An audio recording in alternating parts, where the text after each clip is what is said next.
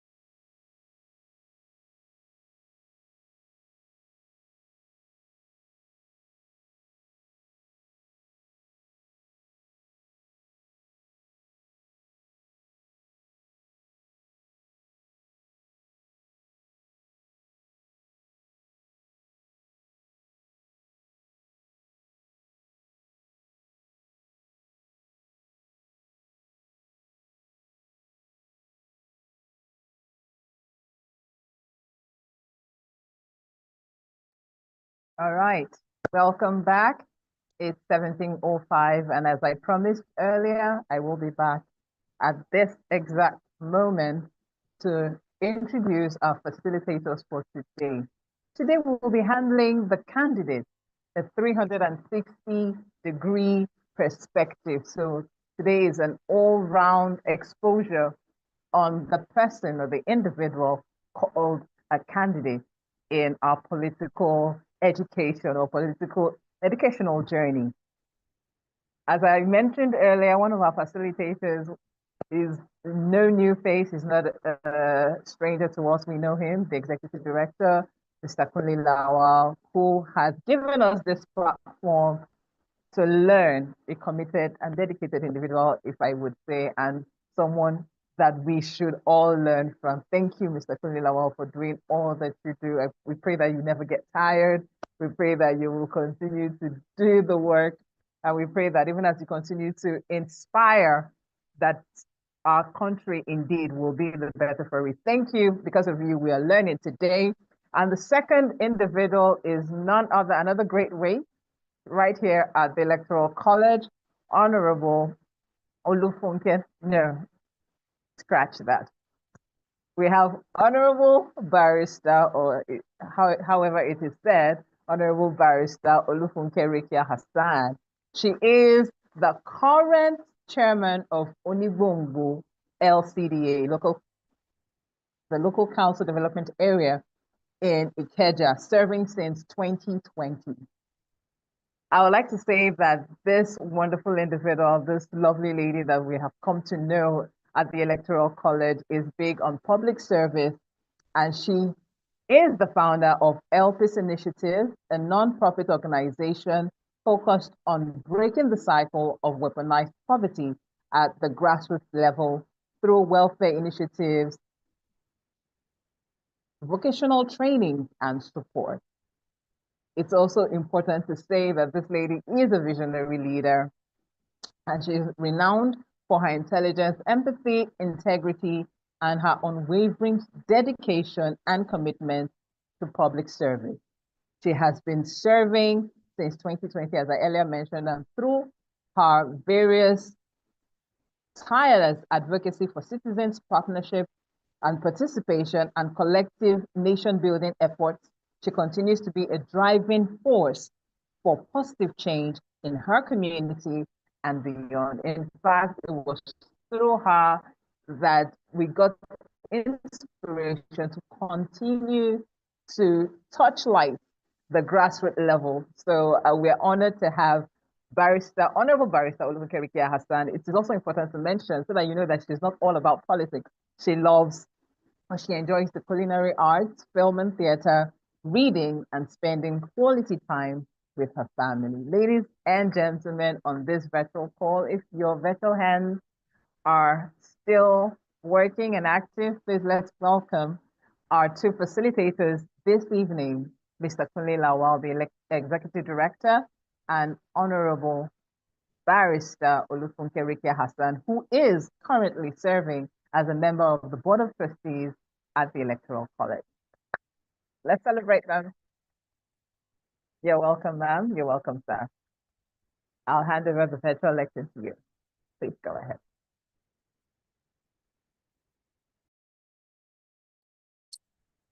So, good day, everyone. Welcome to your last class, and thank you very much, Olumfunke.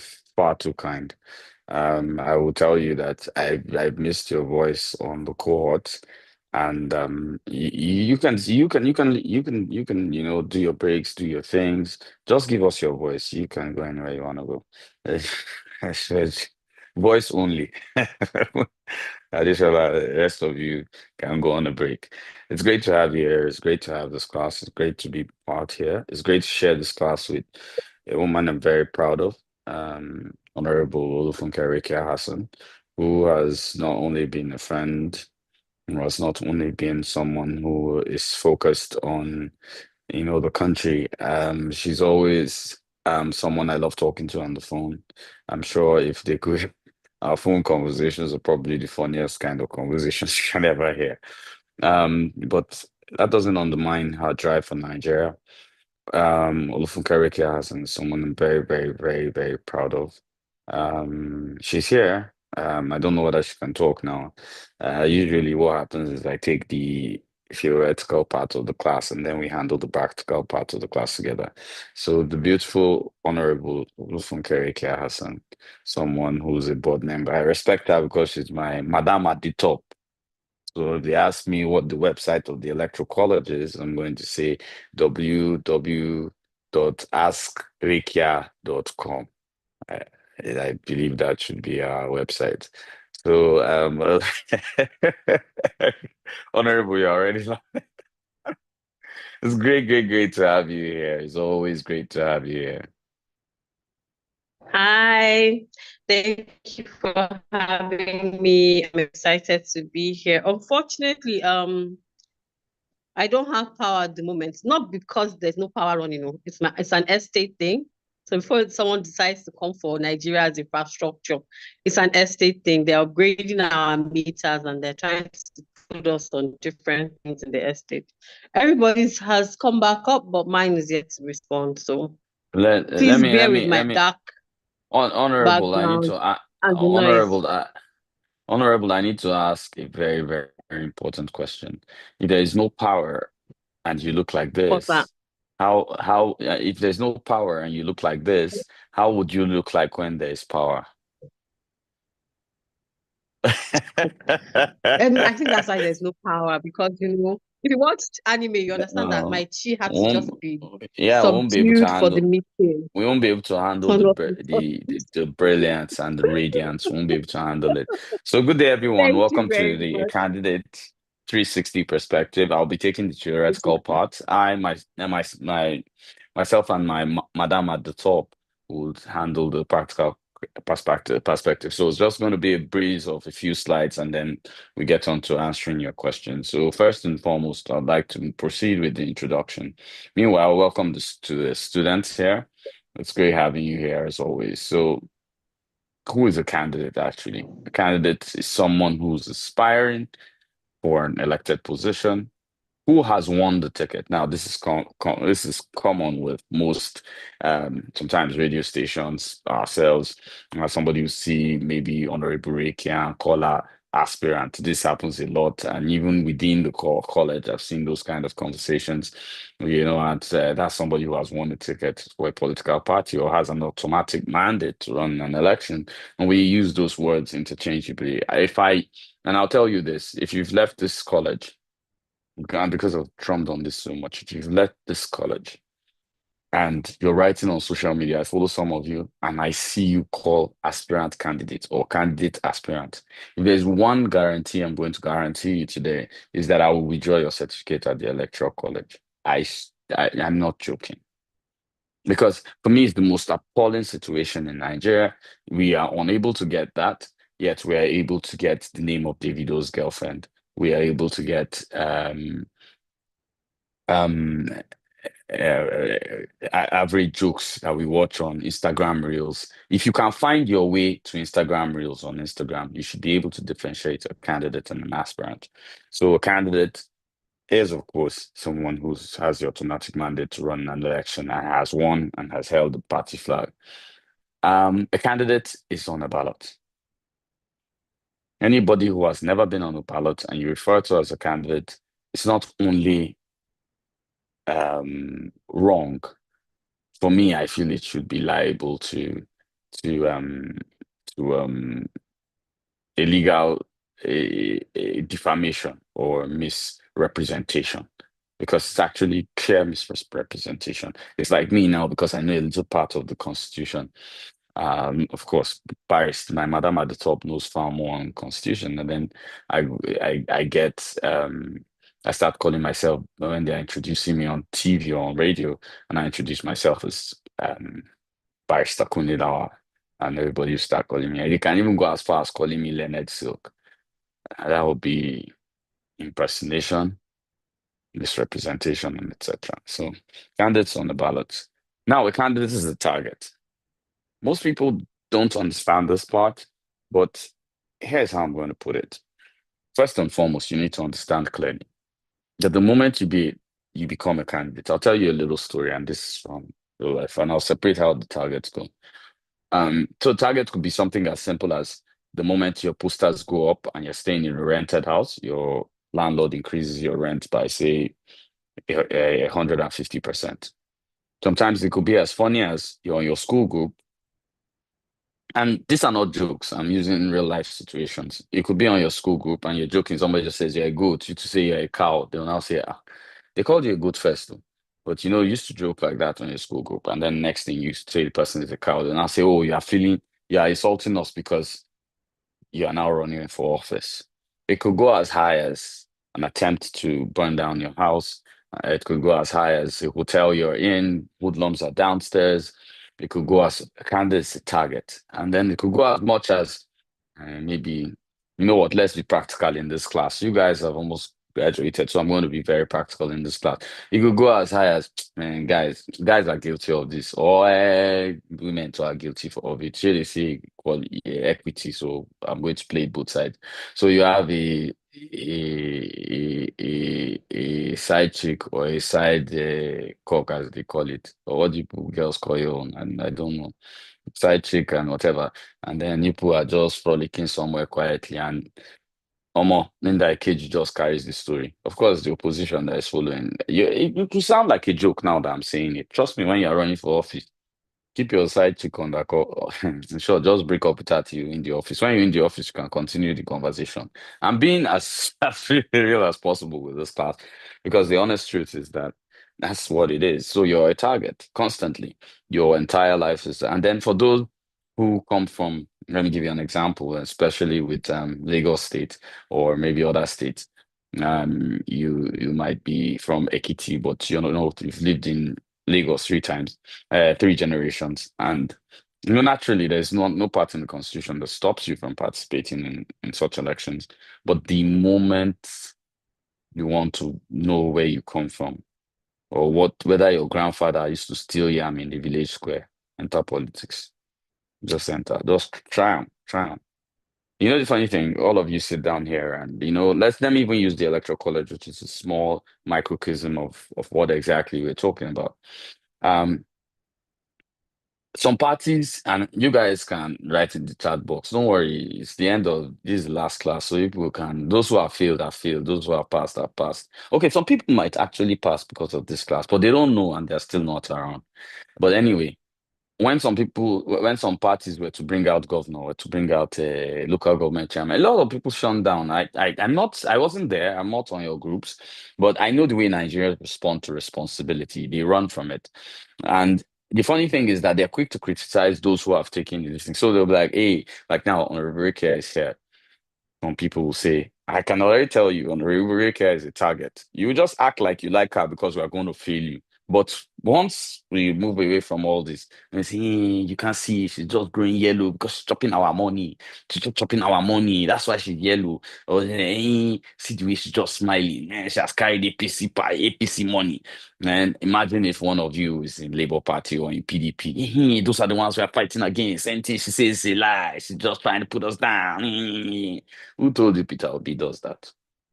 The children. Children. Anyway, point is I'm trying to bring out that candidates to target. And it comes in so many various ways. And sometimes it comes in a way that you do not even expect. It comes from the closest friends. It could come from, do you know that as a candidate in Abuja, I remember in 2017, I had to be taught, and I wasn't used to it. I had to be taught that if I stood up to go and, let's say I wanted to use the restroom and I was somewhere, if I had not finished my food and I had not finished my water, if I was still hungry and I stand up and go to the restroom, when I come back, they're going to change that bottle of water and they're going to change that food.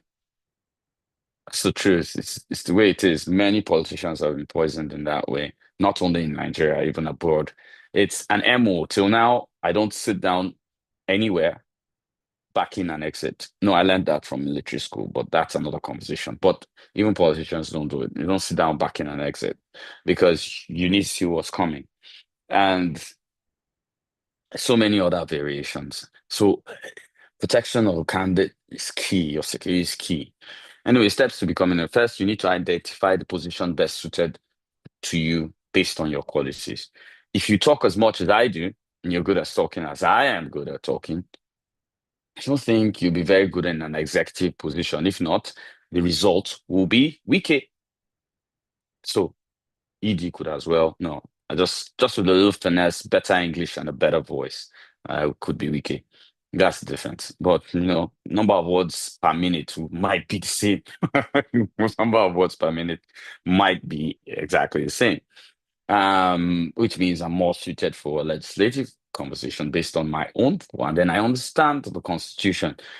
I could be suited also for an executive position if I learn to keep my mouth a little bit shut and not criticize everything I will. Like Honorable Reiki, I will tell you nice things. I can tell you because she's in an executive. Honorable Reiki, I will come here and she'll tell you what's bad, but she'll say it, in a nice way.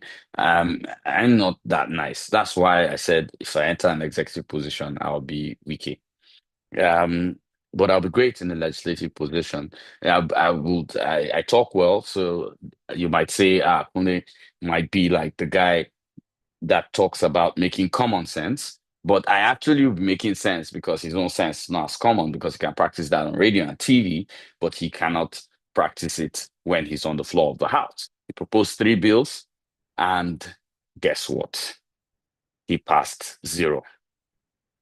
But he was making common sense throughout the time he was in Senate on his private radio station and his private TV station. Well, I didn't call anybody's name.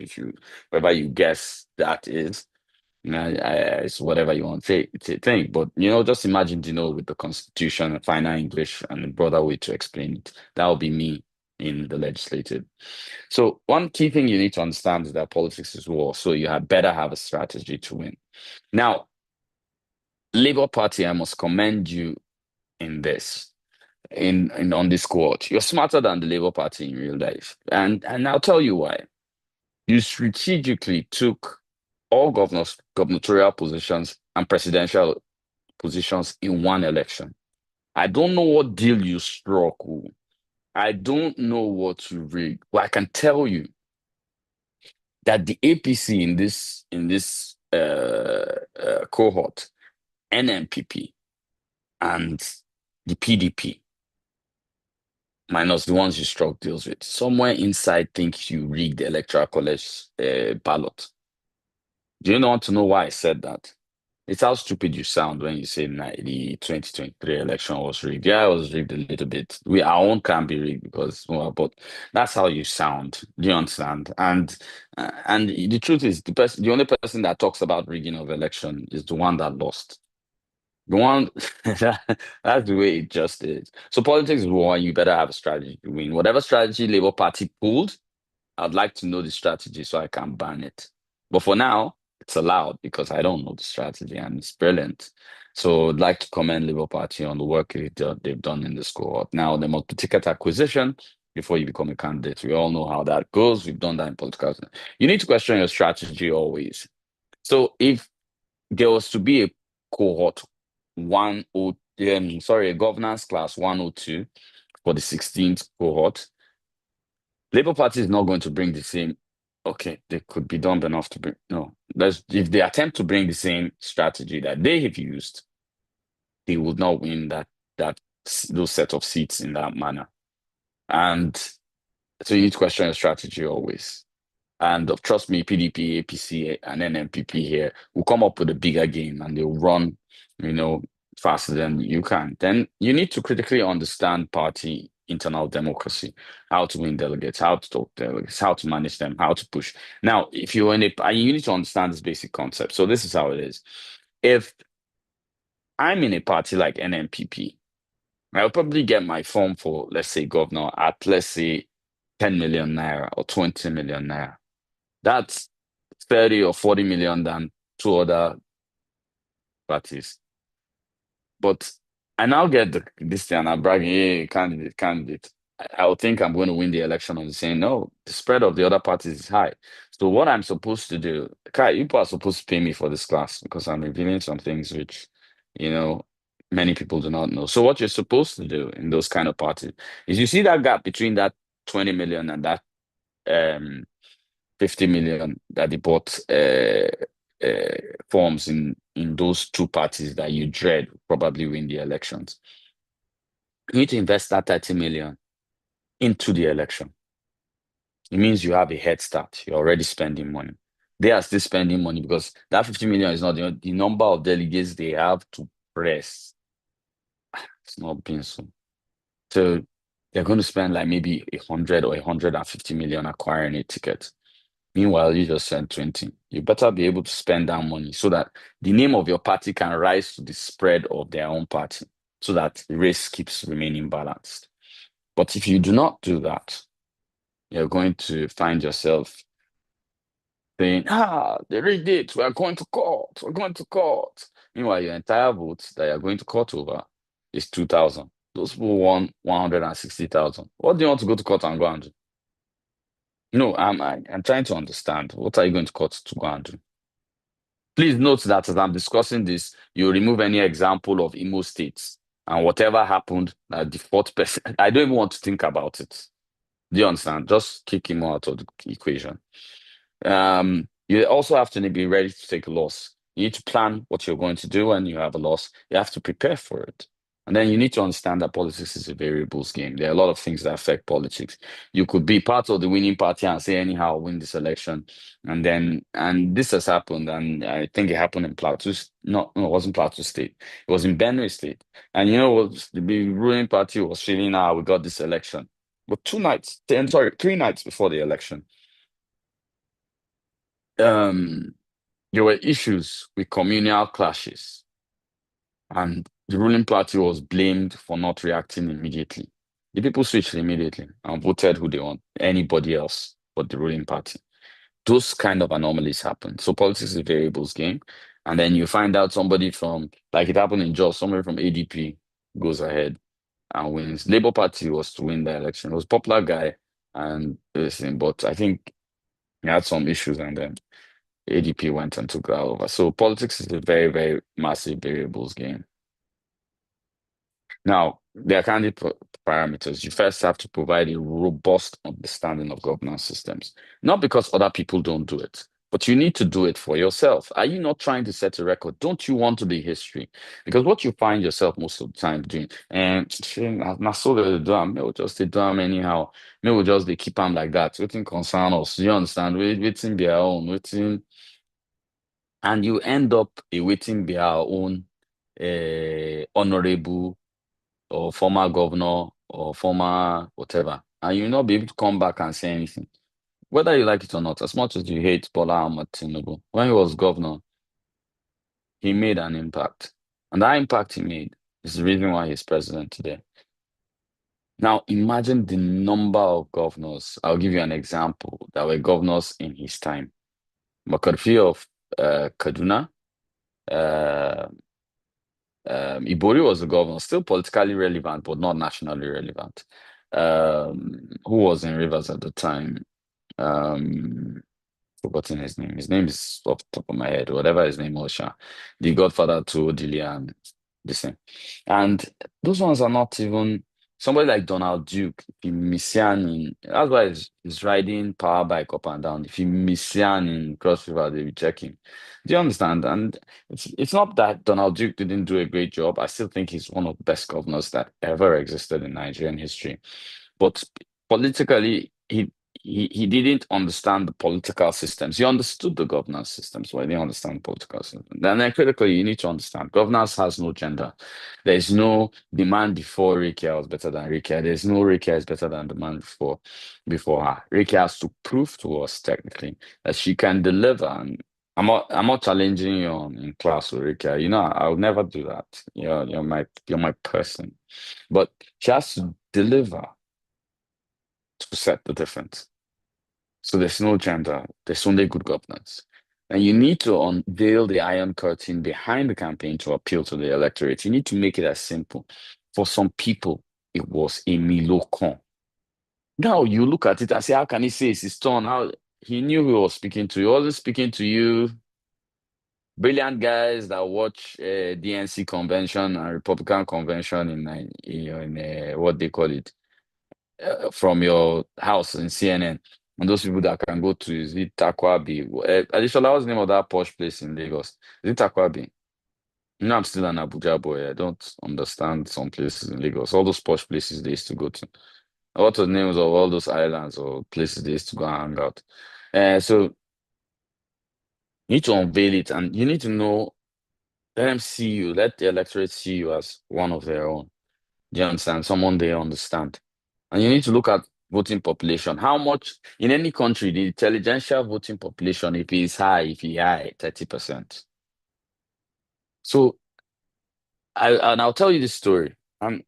So one of my friends was the one that did one advert, which I think is the most annoying thing to ever be placed on anything audiovisual. Malaria don't have or something that they put malaria in the court and then next thing they carry malaria to jail because of one tablet. And I told him, I said, that thing is, number one, it reduces somebody's IQ watching it. That's what I believe. And he said, Kunle, do you think we're trying to sell that to you? Number one, how much is our product? We're not trying to sell it to you. You are always going to go and buy your so-called Beechams, whatever products, Pfizer, and etc. I said, but there is a market of 80% of Nigerians that buy those particular malaria drugs. That is who we're talking to. And that's who the advert is for. So you guys can criticize from now till tomorrow. Those guys know the names of our products. Now it's quiet. It's the same with election. You need to be able to sell. So you can't just come and just say, yeah, we're going to change the equality law, equity law. We're going to ensure that women are not only held like are not only 35% of government. We're going to strategically start to teach them more leadership than we're teaching men, etc., etc. I'm speaking English. Who are you talking to? You are talking to less than 25% of the voting population. When you want to talk to the guys on the ground, I'm not saying any of you should go and do a Milocom. That's not what I'm saying. I'm just saying you should be able to unveil the iron curtain. They should be able to see you as one of them and say, this is where we're going to go. Then you need to get a backyard of finance. Yeah, we always tell you money does not deliver elections, which is true, but doesn't mean money is not a requisite for election. It's just like now, everybody, there are women here, there are guys here, whether you like it or not.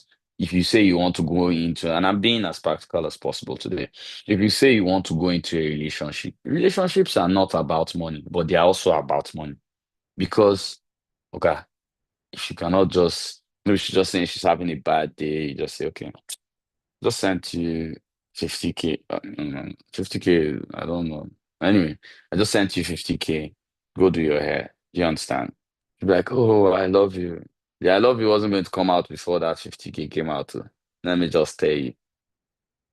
And and the other side, same for women. I'll buy you an iPhone 16 for your birthday as a woman, and then you buy me boxer and singlet. What? You and who? I'll fire you that day. You are leaving there. You are leaving anywhere. So the people that are planning to buy boxers and singlets, you better understand the conversation. So you also need to reignite an interest in, you need a backyard of finance in politics. So you need to be able to reignite an interest in political participation. I'll tell you, most of the people that have won elections that it seemed like they weren't going to win always did something, and they always found a way to trigger the non-decided, that non-NDVs, the non-decided voters. Mm, Whenever you do that, you bring in a whole percentage. So non-decided voters, things trigger them, emotional. They are usually very emotional. That's why Labour Party people used to shout too much. In Nigeria, most of them were non-decided voters. And they shout too much. They don't even understand what's going on. But if you can ignite them, first time in Nigeria, somebody declared for presidency 1 year, and he has 6 million votes. Hey, yepa. Even me, I cheap for that one. You get. So you need to be able to reignite an interest in political participation, whether you approach them emotionally, you approach them, no, you don't approach them financially. They know they agree that. You also need to be able to insulate your family from anything that's happening. If you're running, there's nothing wrong in sending your family abroad. Nobody them talk, say, or to another part of Nigeria. Nobody them talk, say they want to run for office. Now you with your big mouth, when office is down one place, where you get little money and little this thing, say they want to run for office. So you need to insulate them from that because they will attack them as easy as they will attack you. Like I said, you need to plan for an eventuality of loss. And then this is critical. Give them a race to remember. Till today, Abuja remembers me for what I've done. And I find myself even clashing with popularity, maybe because of what I do with the electoral college now, which was I planned for what will happen in case I didn't. But to me, I always tell everybody I didn't lose an election. Abuja lost the senator, and they know. So you need to give them a race to remember that your name will always be called back into the game, and you will always be invited into the game. I still have, as of 2023, I still had parties offering me tickets, including Labour Party. So I could have been a senator. I was offered the Labour Party ticket, and I turned it down.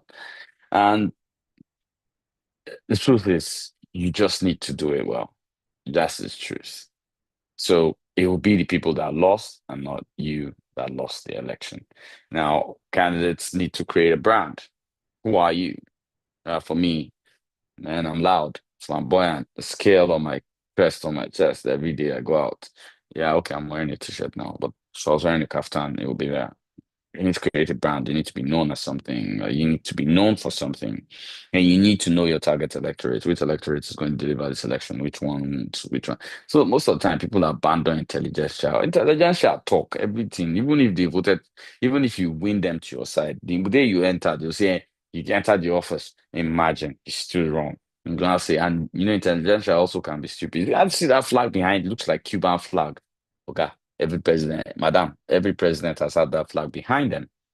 And it's the flag of the armed forces. But you guys, the United Intelligentsia, all gathered on Twitter to say that the Nigerian president had a Cuban flag behind him. Times when political illiteracy is, when you're trying to curb political illiteracy, it goes back like a shark and bites you.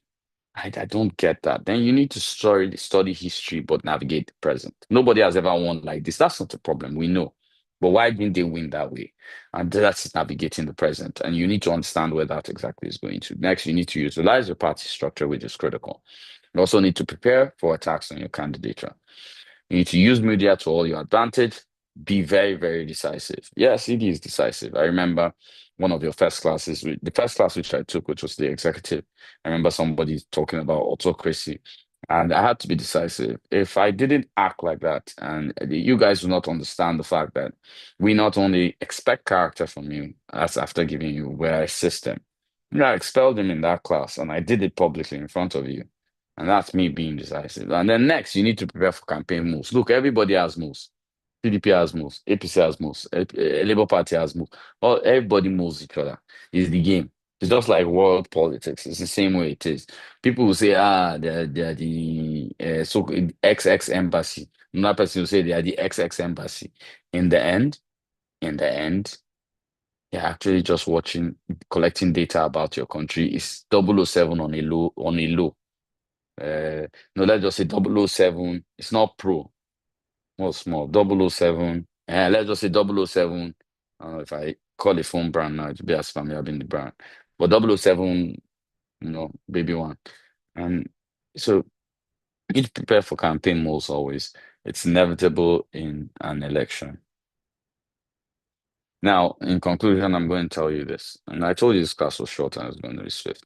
Now, half the Nigerian people never pay attention to the news. Half never participated in an election. Let's hope they are the same half.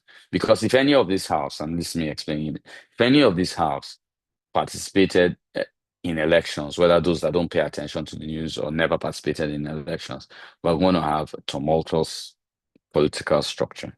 So I'd like to thank you all today. Class has not ended. This is just my part ending, and then I'll take any question across all your topics. You have Honorable Rekia Hassan here to help you with the candidate and you can ask us questions about candidacy. Don't start asking me questions about political party structure. I won't answer them. And then you need to, so you can ask her, she won't answer them, sorry, I meant. So you need to be able to go over that. I'll tell you, it was a pleasure taking last class of the electoral college, and it's a pleasure having you guys. But anyway, we'll do that pleasantry at the end of the class. So thank you, everyone. And let's move to the question and conversational part of the class. Thank you.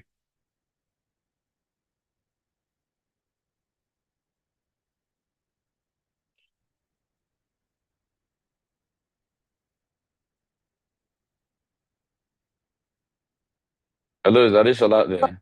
Yeah. Mm. Okay. All right. Thank you so much, Edie. Oh, That was, Lisa. yes, Lisa.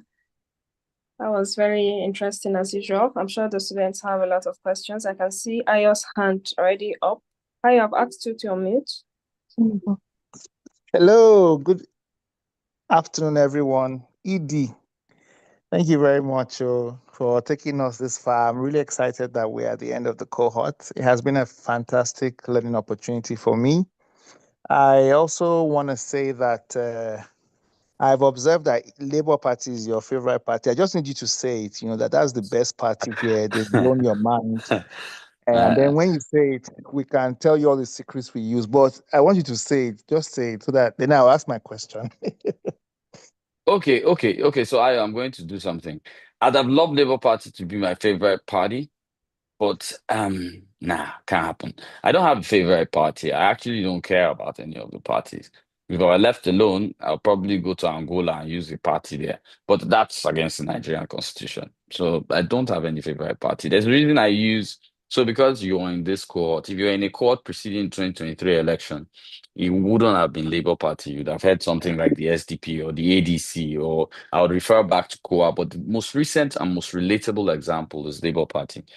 And yeah, I have friends across board. So I even like the fact I'm non-partisan. It helps me. No, so ED, I mean the best pseudo party in this cohort Oh, is where I'm going pseudo. to. Yes, my Oh, bad. I no. wasn't clear. I cannot confirm or deny that till the till the award for the best party is given. I cannot confirm or deny any of that. All right, sir. So thank you very much. My question, I like the reference you made to Governor Donald Duke, and I think I share the same opinion as you do. And I also feel, this is just my opinion, that we need more people like that in governance. But usually you find that such people don't have the balance between, understanding governance or, like you said, the knowing where their strengths fit. So my question is, as we think about engaging citizens in politics, knowing that not everybody can do everything, what would be your advice for people who are still trying to find out what is the best way to play? So till the point where they get to the point where they can run for office, what ways should they be engaging in to actualize the journey towards candidacy? And that may either be legislative or gubernatorial, or even might be as a technocrat. I think we've laid the first foundation of knowledge, but now as we've gotten the knowledge, how do you start to take those steps and map out your journey to the point where you get to the point that you can be a candidate or an aspirant to become a candidate?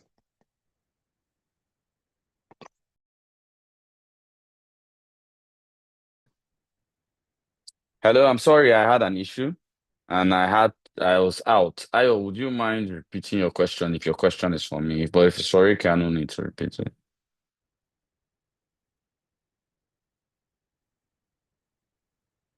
Hello, can anybody hear me? Yes, we Oh, can. he's Yes, unmute Ayo I can now. hear you. Lisa, unmute Ayo. You guys are acting like you're not even here when I'm talking. Unmute Ayo, please.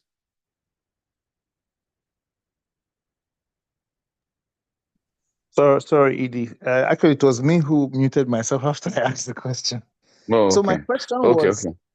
we've laid the foundation. I believe we've laid the foundation now with knowledge. And the point you made when you referred to the governor of Edo State, who was good in governance but wasn't good in the other part. My question is, as we now want to start participating in politics, starting from here, what's your advice to those of us who want to map a strategy to achieve the journey towards candidacy?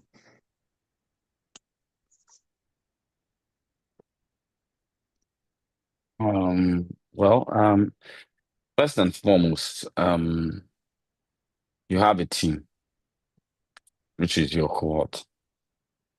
You can rely on them as much as you want to. You can leverage on them as much as you want to. And then you have us. You have the electoral college behind you. And we've proved that numbers of time. You can always hello, can everybody hear me? Yes. Lisa? Yes, Edie, Okay. continue. We can hear Okay, you. you have okay. You have us, the electoral college. You have me ready to put my entire brain power behind at no cost to push in your candidacy. And every friend I have in every party, every limit, I would help. As long as you're part of the electoral college, you're part of the court, I will go the whole 10 yards. I'll run the race with you. I will be part of it with you. The only warning I will give you is that regardless of what you become, even president in this country, and you do not behave or act in the lines or the tenets of the electoral college, this is what I'll tell you. I have more media. I can write better than your Minister of Information. I can write better than almost anybody you know. You don't want me to criticize you. Trust me. You will jump out of your office and kill yourself. So that's just the caveat. But apart from that, I'll go all the whole 10 yards with you. I'll pull, except it's not possible. But I'll do everything humanly possible. But trust me, if you do not follow the tenets of good governance, trust me, go ask any head of media of any political party in Nigeria. I'm not the guy you want to go against. Not the guy. Trust me, I'm totally not the guy. Did you get that? Okay, thank you very much. Okay, Thank you very so much. we will take, I think in your bong Buku's hand. Ini, I would ask you to unmute now, then you can ask your question.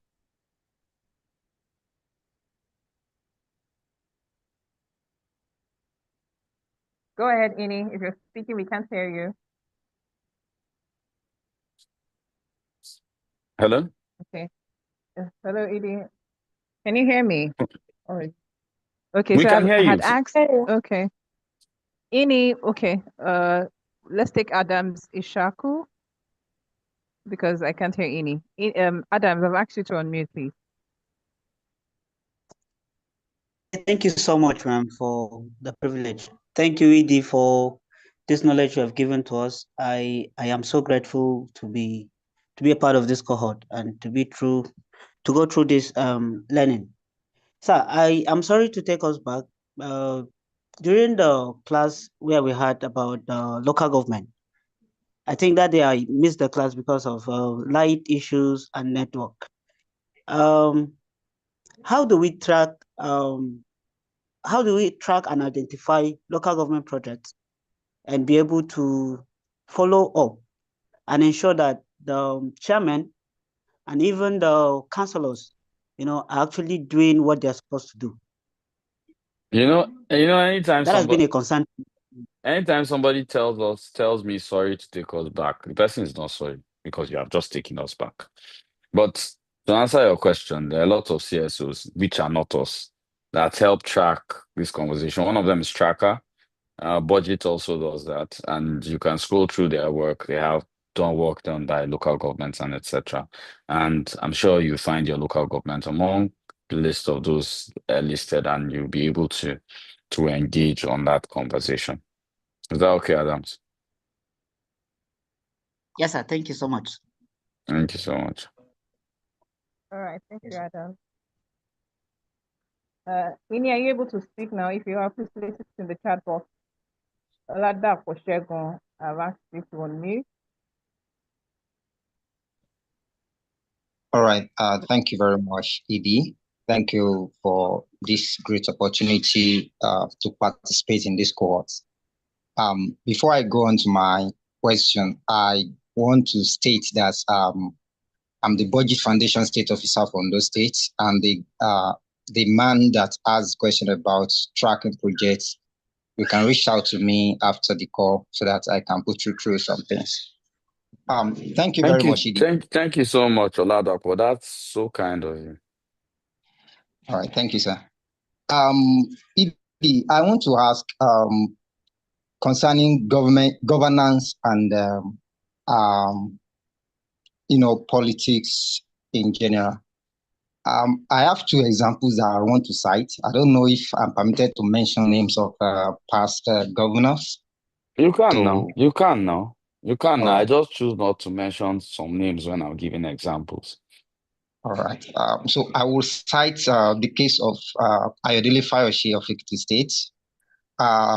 He came into power and he did some things that made people love him, kind of way. But we don't see him as someone who, how do I put it now, that is that knows about governance. Also, the late Akeredolu of Ondo State, I can say to my own experience that he knows about governance, but he's not a political person. So if we have people like that possibly you have you have a vision of what you want to achieve.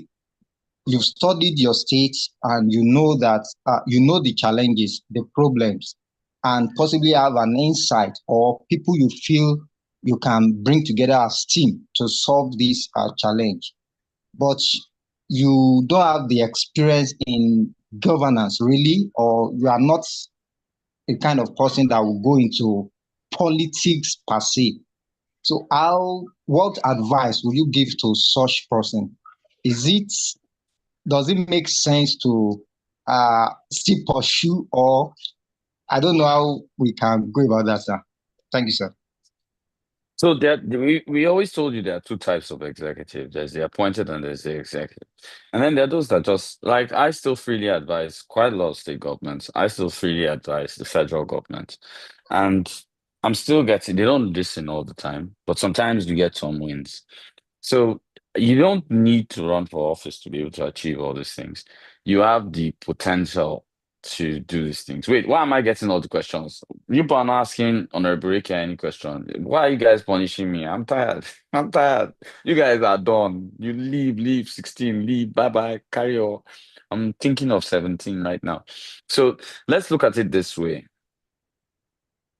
Depending on how you want to achieve, you can help government. There's so many ways, there's so many paths pushing a country forward. You don't have to be jack of all trades like me because you'll be master of none. Uh, the people that think I'm master of none, watch me.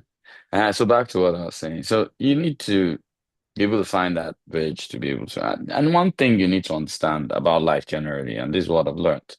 Everybody has a vision. That's why they say the graveyard is full of enough dead dreams. But here's the conversation. The only people that have achieved things is people that sat down because results is directly how to get it done. So even if you understand how to get a little thing done, you're bigger than the guy who can turn Ekiti into a billionaire state that doesn't know how to get it done. There's a whole different in parameter and perspective with these things. Oladako, did you hear me? Yes, sir. Yes, sir. So is my answer okay? Yes, thank you very much, sir. Thank you very much, Oladako. It's nice having you. Same as, sir. Okay. So I will try and take, okay, Ini, I don't see your hand up again. Maybe they've taken your question. I'm looking for a female whose hands are raised, but I can't identify that with the names I see. Okay. The females in the electoral college are on break. In the 16th cohort, they have been on break. It's only the females in the electoral college that are working. This one's down. I don't know. Okay, John Mark. I don't even want to start. I don't even want to start with them. There's a question for Rick here. I'll be proud if she took that. Okay. Question to Honorable Ma. Yes. Okay. What else? Now I can read it. So Honorable Rick here, we have this question for you. What are some of the fights you faced as a woman in the political arena, and how did you overcome them? Well, it's the same as the fights you face in any industry, in any male-dominated industry.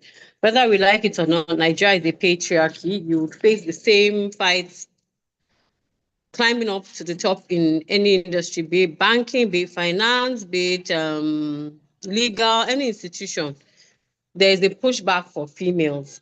So how do we face it? You have to put in more than the average person. A man can put in 70% and be applauded. You have to put in 150%. That's what happens with women. You have to put 150%. You also have to overcome the obstacle of, because to be honest, women don't really support women, to be truthful. Women like to Wait, date. wait, wait, wait, wait, wait, wait, Rekia. Honorable Rekia, please, could you emphasize on that line for national presidents? Women do not. No, because when ED says it, I'm being tracked On as average, a no, no, on the no. average, Do you know why women girls don't don't? support Do you know why? women. Do you know why girls don't talk here? Because averagely, I've been telling them the truth about women in politics, and I've been citing massive examples, and because of Women don't that, I'm usually heated. support women. Women don't all no. You know the way men support each other with little Yeah, push, I know they don't do that. Yeah, support they each don't do other that. Even if it's instantly. just Oh, there's that vibe. So, but to get those connections with women, to have a woman support you, you have to do more. It's harder to build those bridges amongst women, and that's the truth. Men support men instantly. A man can support another man just because he saw him in somebody's house and they become parties. You might even not even know the guy's surname, but it's wait, your might not even guy. know his name. Might not His even own know name. his name. It's my guy, and I met him at this place. I will support you. So No, no, no. to get support, even with males, you have to prove yourself more. So you have to be ready to put in 150% and still be considered average. You can't run with your emotions. Till you take your emotions home, but then you have to put on your face and continue the fight because it's the odds are stacked against women. And there's No, no, no, no, no, no. Honorable Ike, I'll hold you in yes, the contempt odds of are stacked wait, against I'm going to wait. Let me land. Let me land. I'll hold you in contempt of the Electoral College, barrister. And here's my conversation.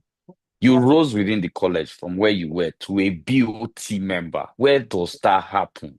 And you came in with you rose with three women, two guys, three women rose from cohort to region to handling stuff to BOT.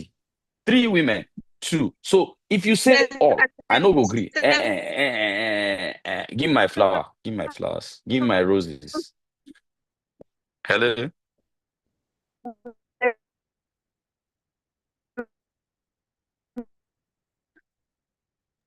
think Hello. Honorable might be Is having it just network. Yeah, I think he might be is it having just some me or I network can't issues. hear Rika? Yeah. So what they call it? The women in the electoral college must give me my flowers. They must. They must. From the one that is coding there, doing as if she's not there, DD, to the BOT members, to moderators. The electoral college has, I don't know. We've been loving.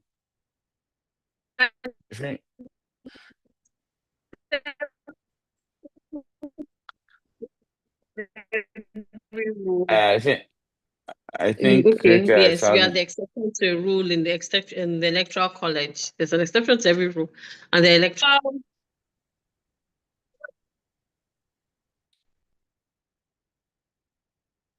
Okay. Adishola, are you there?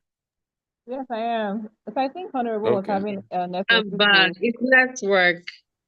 Okay, welcome Mm. back. Okay, so it's the network. So yes, electoral college. I give you your flowers. You have been the exception to the rule. Mm. Honorable, I will corner you here.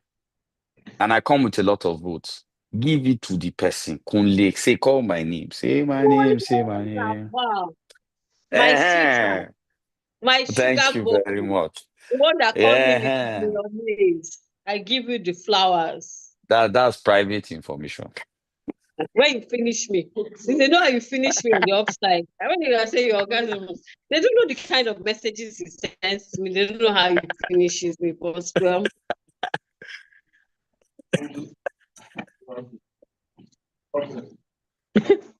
they say now your pride they cause us hold you. So you know all these people that know it. I need to answer that question on us now. Sorry, Honorable.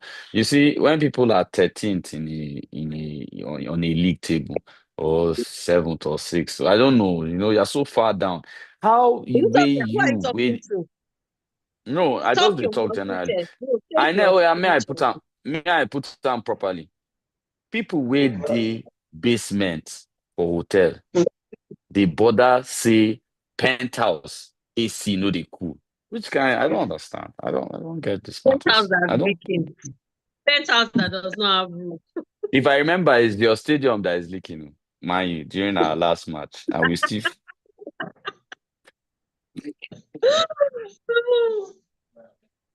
Okay, So let's come yes, back here. as a woman, No, you wait. have to try and remember. Well, it's hard to remember that you are feminine. You have to know how to wear boxers in the political arena. You turn to a man, so to speak. In fact, one of the pep talks I had upon becoming chairman, one of the leaders told me, "Sure, you know you have turned to a man now. So you are to work against your nature as a woman. You turn to a man. You are considered as a man." And it's a bit harder to because there's this natural thing that a woman that's any place of power, you probably slept with somebody to get to to get to No, but Rekia, Honorable, I need to say this. You know, when women say this to other women that have moved forward, you know what my answer always is? And this is, and I like to say this in class. I always have one answer. If now waiting they do, oh yeah, you run them now. If that's what if you think it's that easy, run them yeah, now. if it's running, Run yeah. them now. Run them now. No problem. Now waiting they do, no problem. Run them if easy. That's the truth. So I don't. So they say, oh, she slept with somebody, oh, or that's who she's dating. So it's harder to get your work based on merits, your competence based on merits, because they just assume, oh, they've given you an easy street. Meanwhile, it's the opposite. You're working harder than any other man. You're putting in more than any other man. There's a lot of heartbreak. I'll say a lot of heartbreak and stress for women, but you just have to be tenacious. That's No, the no, only no. way to overcome. Wait, wait, They wait, will wait, think you're wait. going to do. Honorable, there is heartbreak for everybody in politics. And the work for women is extra. I say because there's some things that they will not attempt with a man Yeah, because it's they it's will not it's attempt it in known the as first place. Ibu zone is heartbreak pro max. Pro Max, yes. Because some things that they will Yeah. not even bother attempting when there's a man in that position, you get a lot of insubordination and just why the disrespect. And it's because they feel it's a woman there, they might be able to get away with it. So unfortunately, we have to be extra aggressive. We have to be extra aggressive. But then when you're not extra aggressive, they say, oh, when women are empowered, they abuse the power. So it's almost like you can't win, but you just have to be tenacious. And you turn to Ashake. Mm-hmm. Once you say Ashake Leti law, they have to cut your ears Wait, to go. wait, but I need to even ask somebody. In this whole cohort, do we have anybody in Honorable Rekia's LCD? Now, I'll tell you something. Across Nigeria, there's some great people in local government. And I don't know why Nigerians are so unconcerned that you don't even know someone like Rekia is. Look, have you heard her talk? Forget the fact that Omogeni, but you know how it is now. Sorry, Honorable. But quite intellectual people in the system. I'm surprised, even with Honorable Rekia here, women are here are still keeping quiet, and that I don't get it. And this is what I don't get.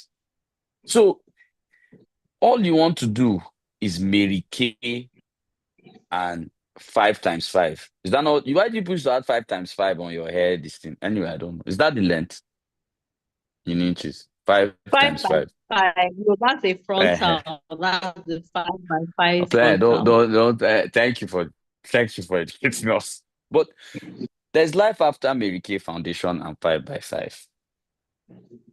And we try to give you these opportunities. It is amazing when you're given the opportunity and women do not take it. That is when it's most painful. You get, and that's when it looks like all the work that's being done trying to push women forward hurts. So I take it as for me, what I've seen for women in politics, it's hard for them. I would be honest. Politics is hard generally, but like I said, it is heartbreak pro marks for women because they're going to insult their dignity, they're going to insult their respect, they're going to insult their persona, they're going to insult. See, everything available, they're going to pick. Like me, come on, you can't. There are things you can't say about me, man. You get a blow in the eye, man. It's really. Let me not state some things. But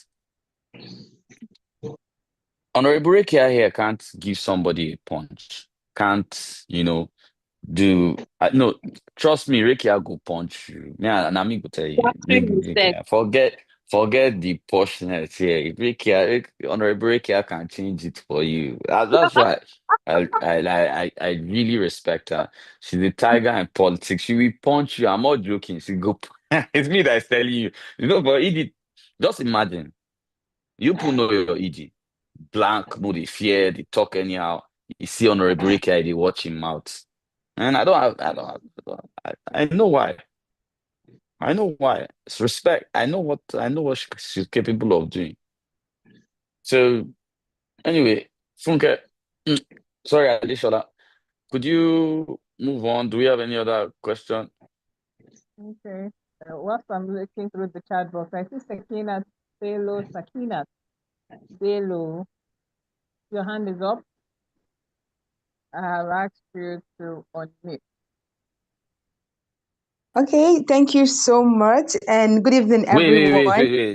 I'm just a Wait. student There is here. nothing good about the evening. Sakina, Honorable Rekia, Sakina is the head of operations of the Electoral College. She has passed I'm this just a cohort, student. but she came back to refamiliarize herself. So you're not counted as a woman. You are counted as a superhero. So you can continue your conversation.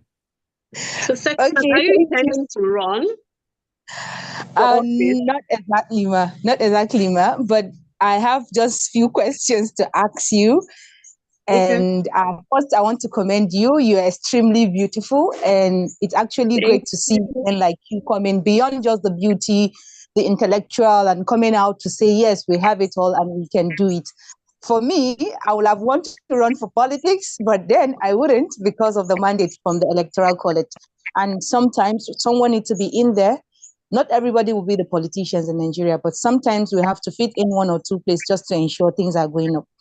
I've had several issues with political women coming to say we've had issues about mentorship around for young girls. And something came up some times ago. We're having this conversation with other young women who have served across various offices as special assistants and special advisors to presidents and governors and other things.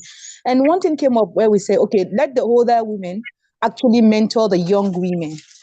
And when we have one of those sessions, something came up and the elderly women begin to bully the younger one. And it begins to be like, oh, because she thinks she's beautiful or because she feel like the young people, the politicians always hail her whenever she's talking. And for me, I felt this is our space and this is what we want to learn. And for an elderly person coming out to say this in a space where we feel like we're safe, it's something. So, like, how best do you think, as a young person coming up, how do we navigate those settings, especially for you that have rose through both in the political space and non-political space? You walk across board and you've known how these things happen. So, how best do you think for young people coming up can actually navigate for females specifically? Thank you. You're welcome. Like someone who said in the chat, that says there's another example of women not supporting women. Unfortunately, women by nature, we are territorial and we're defensive sometimes. Some women know how to navigate that by being very, very secure and self-assured of who and what they are. Recap, please. You put territory does not mean land. It means self. Let's be very clear on that. We're territorial. We're in whatever we Hey, your perceive to be territory is our not land. arena. You see, it's Oh, yourself. Because in because whatever. once, and I've been there, once let's say 60-year-old politician, one 32-year-old girl walks in and she's showing a little cleavage. I know what's going to happen. Get out of my office. No, the problem is this: is once you are very assured and confident of who you are, and you understand that, okay, in my space and in my place, I rule, and somebody else's candle doesn't mean my own candle will burn lower. And you understand that there's enough space in the sky for all of us to fly. I mean, I don't have to dim anybody else's candle for me to shine. I'm that confident and self-assured of who I am. It's easier to accept. You even embrace younger people. I want to see them doing well in their spaces. But to handle it, it's not easy. It's a mental barrage because these people can be very mean. I mean, people think you just be hearing things like, oh, she's arrogant, she's proud, who does she think she is? And all of that. But you have to just keep focused on your goal. When these women complain, just tell them, don't try as much as possible not to confront them or have any occasion to confront them. If there's any way you can sidestep them, just keep your eyes on the prize, on your goal. This is where I'm going to. This is what I want to learn. This is what I want to do. I'm going to try and ignore this person's bad behavior as long as I'm getting to where I'm going to. As much as possible, avoid them, avoid confrontation. But if it gets to the point that somebody is trying to step on your neck, you now show them your teeth. More. Just tolerate them until they are really, really, when they want to press your neck to an extent, hey, it's respect, I'm respecting you. Not that I cannot do what I'm supposed to do, because most of the time they try and trigger you. So you forget what you are supposed to be doing. You forget your goal, you forget your ambition, and you're triggered, you're unhappy, you are fighting. You can never go forward when you're following that path. You will not succeed. So just keep focused on your goal and continue to do what you're supposed to do. I faced a lot of challenges coming into local government politics because I was perceived as different from the demography that's there. I was perceived as, oh, she thinks she knows everything. Oh, she's proud. Oh, she's educated. Oh, I'm the one that's doing Brazilian hair. Oh, who does she think she is? So I had to navigate those very, very toxic spaces and just keep focused on my goal, on my role, what I intend to achieve. And just know that because you're all somewhere, I saw a quote, very nice quote, that when God called you with your purpose, it was not a conference call. He called you. So you don't have to take anybody with you. Your calling begins and ends with you. So that's it. Just remind yourself. Man, that thing hit me when God called you. It was in a conference It was call. not a conference call. So whoever wants to come along, I beg, but go has to and come climb along tree. on your So journey. what Honorable Reke has said in short part is that as a woman, you should be like Honorable Reke. But once in a while, be ED. Just to show them, ED no sense. You collect. That's why I don't have political position. I will collect. Be ED once in a while. I know, but It's good. that's It's the good beauty for in your local health. government politics. See, that's the beauty with local government politics. You just change them, Osham, or you change Kilo Change it. Waiting.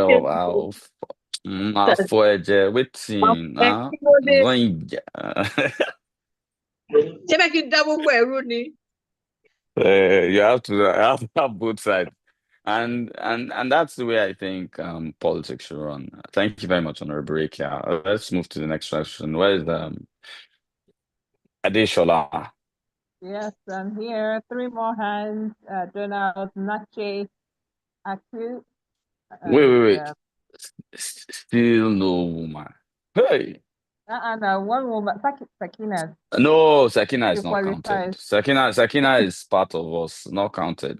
She's trying to help it's not gonna work. Sakina is on our side. So, as usual, the women of the 16th cohort are quiet. They are missing the conversation, and they might end up lost in Well, I'm translation. saying Grace. Bec- Grace has brought up Grace has our decided to defend them. They knew this mouth was coming. I was already going to start thinking of what to say. issue. Anyway, two have appeared. Hey, But, women support. Thank you. This is what we want to see. This is what we want to see. Come out and be there inside chat box hiding. When they now say let's talk about makeup now or something, you people will show.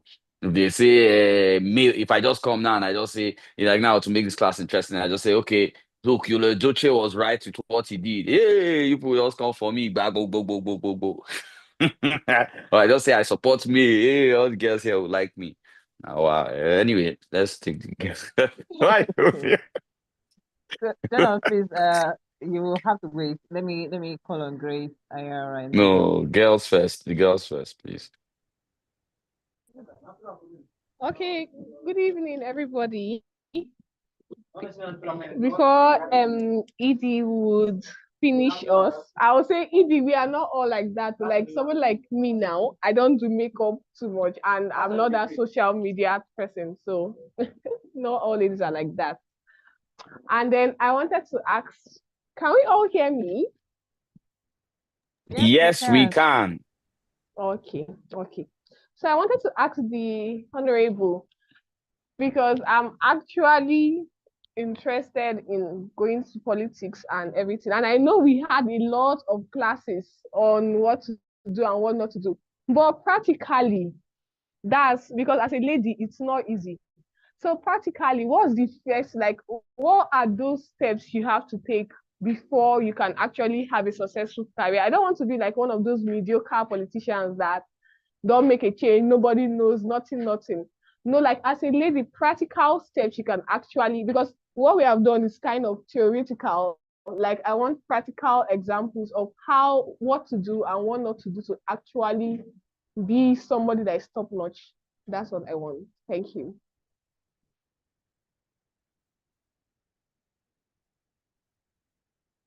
That's all.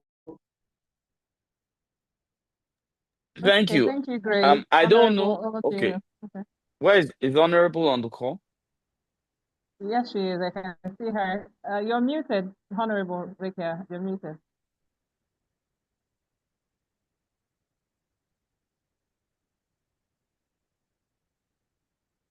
Yeah.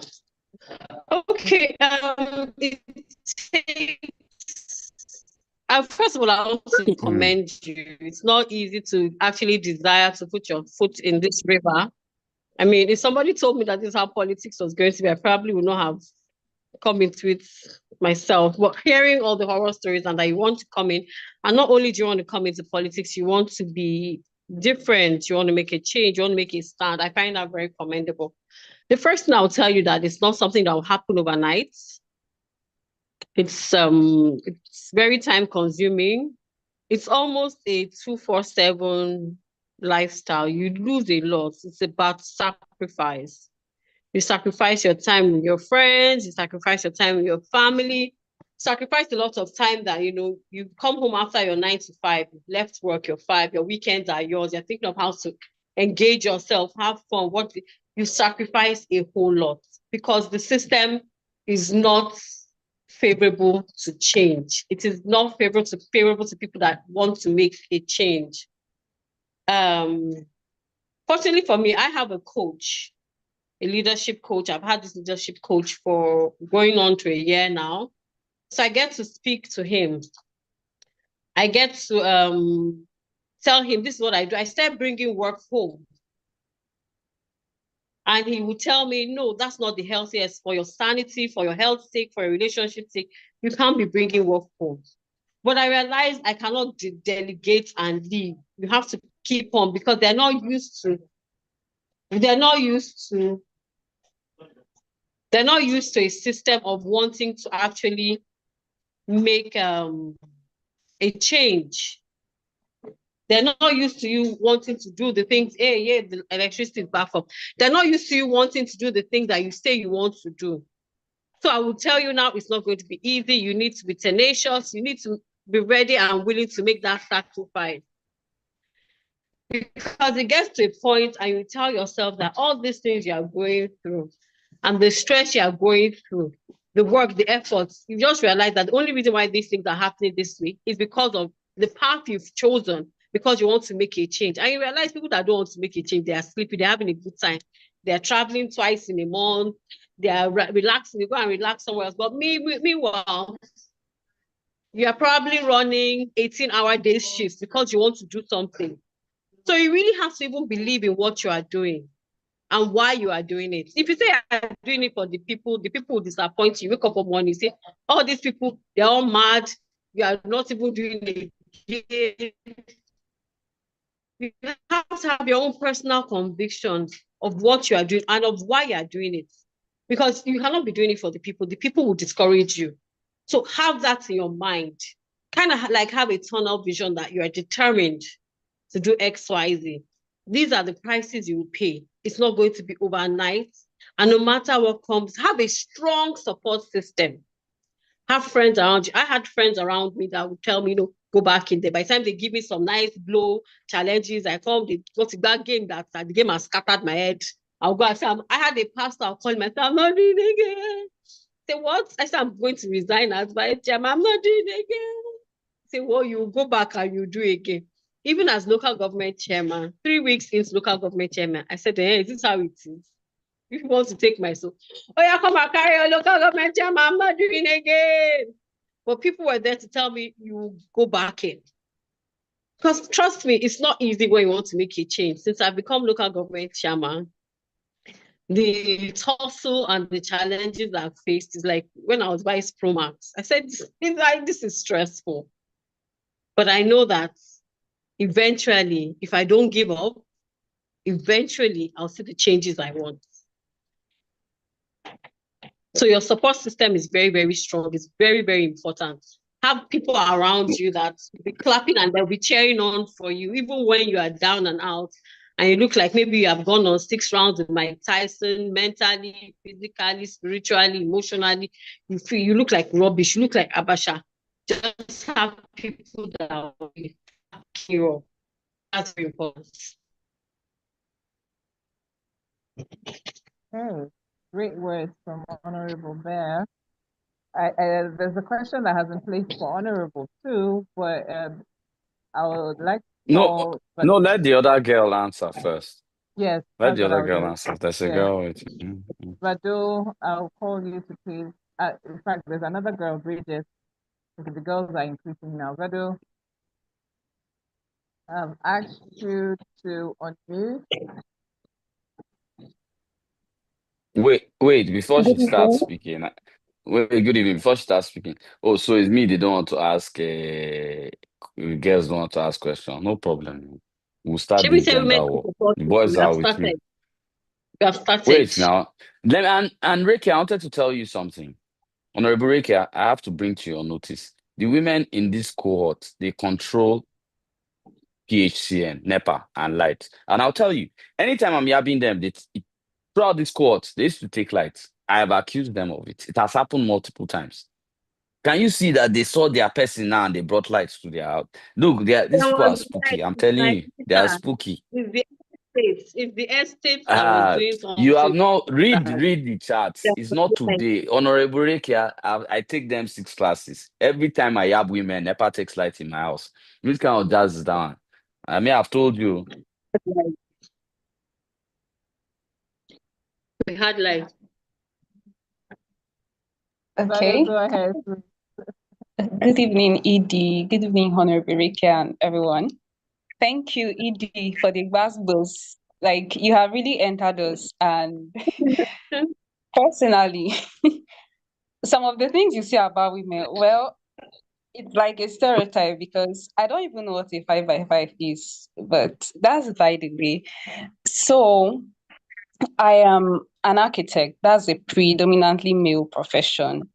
And I understand to some extent how challenging it is being in a predominantly male space and all of that. But I'm curious. So my question will be directed at the Honorable. This first question will be directed at the Honorable. I'm curious about your why. Like what is the why that sponsors you to be in the political space actively?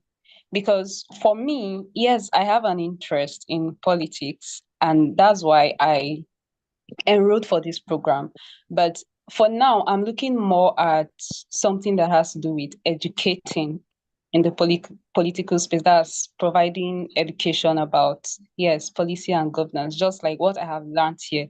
I'm looking at like stepping it up on a different scale or to my, yeah, to my own contact, something like that.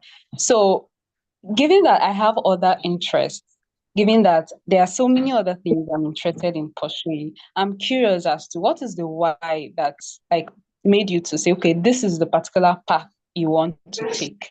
Like this is what you want to do for this time. Or are there other things you want to do later or but for this season? What is the why that like pushes you to do this? Thank you. Okay, my why is part of my why is I'm a very, very stubborn lady. I don't like to take defeat.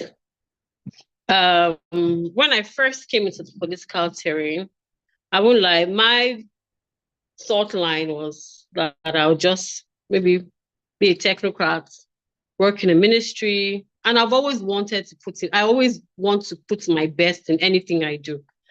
I'm very passionate about whatever I support and I do. So whatever I do, I like to say that I gave it my best, and also that I'll be able to look back and I'll be proud that, oh, I did this and I'm proud of myself. So I've had that orientation in whatever I've done, from the side hustles I did, anybody that has done any interaction with me. If I recommend a person to do something to any of my friends, they would open, because if I'm recommending, it means the person is good. I don't do mediocre. So I took that into my work. The path I wanted to follow will probably be working in ministry right now. From there, go from ministry, from PAMSEC to something, but God had other plans for my political path. I became a vice chairman. And there are people, like I say a lot, there are people that will ask me questions when I come back home. I have people that would hold me accountable when I come back, that, okay, what have you done? What are you doing? How are you doing it? And I took this into the political space. It also comes, I think part of it comes also from upbringing, from how you are molded. So it's molded my orientation. So I get somewhere and there's a problem. When there's a need, if you see a need, you feel a need rather than complaining. How can we fix things? I like to play my part. So I'm in a space now where I can play my parts. Will I be able to tell myself, if I run away now, will I be able to tell myself 10 years down the line that I played my part, I did the right thing? I don't assume that I'm going to wake up one morning and I'm going to overhaul the system or change the system. But for me, it's good enough that I played my part to the maximum. That is my why. I want to play my part. So that I will look at myself in the mirror and know that, yes, I gave it my best and I did my best and I made a change and a difference. I don't like mediocrity. I don't like to just be somewhere and unnoticeable. I must, whatever type of committee I'm on. I was on the technical working group for the Ministry of Agriculture to revamp the Cooperative Society Institute. And in that working group, I had directors, people who have worked on the corporate PAMSEX, everything.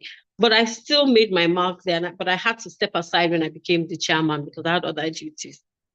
I put in hours. We had an assignment and I put in hours to the point that people are now trying to lobby their own work on their workload onto me. I put in a sleepless night, working to 3, 4 a.m. That's just me. I will do my best and I'll do it proper. I do not like half measures. And I found myself in a space that actually needs people who are tenacious about that change, who believe in making a statement, and there's a lot to fix. So my reason for it being is I'm going to play my part. I'm going to do my duty. That's my why.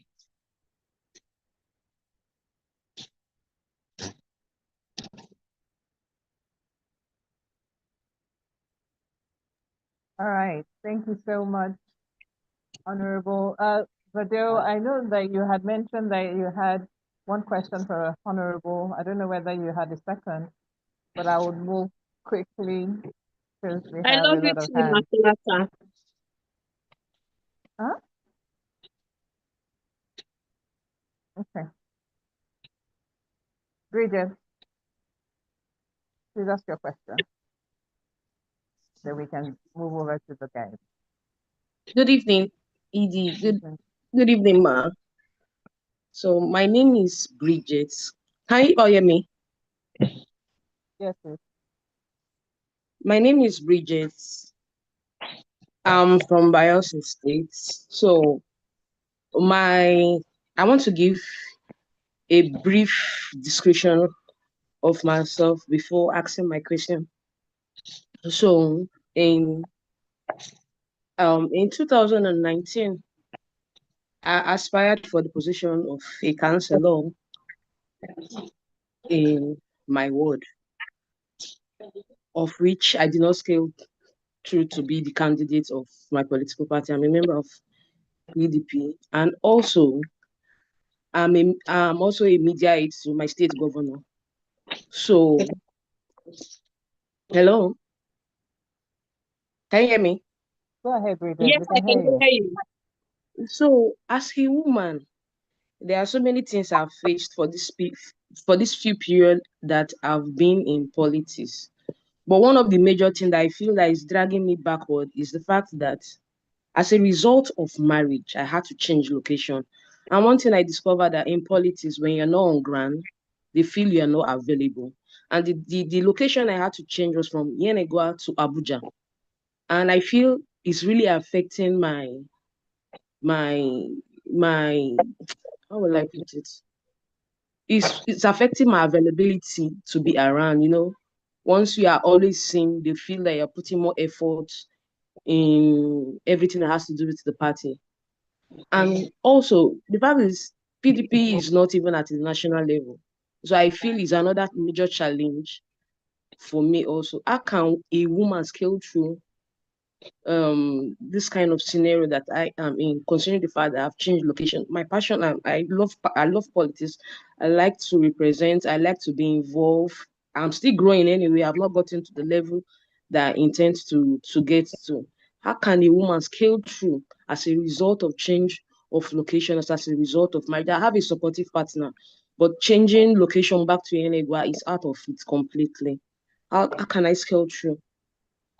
Okay, Honorable, Issue is not superior to women. It's not to women. Honorable Ike, before you answer, I would just like to give a real life example. And because I advise multiple candidates across the board and women inclusive. Now, there's somebody I will not mention, and this person ran for House of Rep. Now, this person wasn't even moved or anything. But my advice to the person was that because you were fought as regards your ticket, because you were bullied, it means your state is not yet ready for you. And the only advice men give themselves in that situation is go to the federal, make a name, come back to your state, destroy the table. And that woman did it. The same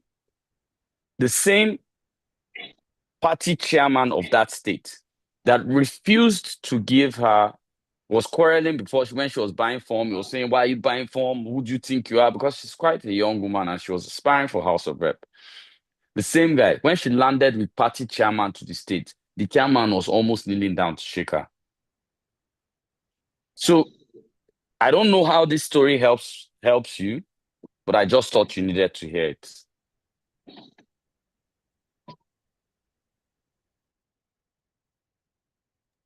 Okay. Thank you so much. Honorable Ike, you can go ahead. Yes, I don't know.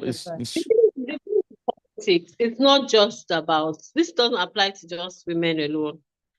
Politics is local. You have to be present in your locality, whether you like it or not. Politicians aren't going to accept somebody that is abstract, no matter how, unless you have the money to back up your lack of presence. If you cannot be there physically, your money has to be speaking for you.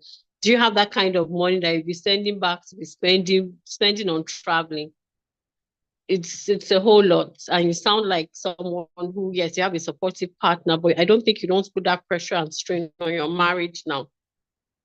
So what I would advise is where you are now, you can start putting something into your community locally, the slightest, where you can actually be very involved with most of your time at the moment. Find a way. There's always somewhere you get some niche that you can actually represent, maybe in your community development area or so. Find that niche, you can start there. And at the same time, whenever you're opportune to go back to Yenagoa, anytime you go, you can make your little contributions. Sometime in the future, you may be able to transfer back to Yenagoa. And if that happens, you've already laid a foundation. People would have heard, okay, you have a history in politics with what you've done in your present location and whatever little contributions you can make back at home. So you just have to start sowing those seeds for the future. But the thing with politics is either you're present, politics is very local, either you're present physically or your money is present speaking for you. There's no two ways about it. Thank you very much, Honorable.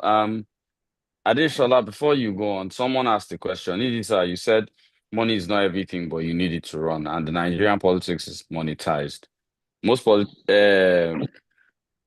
Edie, can the men folk make concession for women, like forms be sold at a discounted rate so that they can be empowered to participate in politics confidently? Now, I'll tell you, if you went to the electoral college and you think this, it is bad, and I'll tell you why. Sometime preceding 2023 elections, when they were dropping cost of forms for women, I remember, I don't know if Honorable Rekia remembers, I released a statement and clearly stated that the fact that politics forms were reduced for women or concessions were made for women, like special seats, I'll talk about special seats also, was that I said the price of it is that women will be less in governance. I remember I was mauled by every CSO in Nigeria, every NGO in Nigeria. I was mauled for making that statement.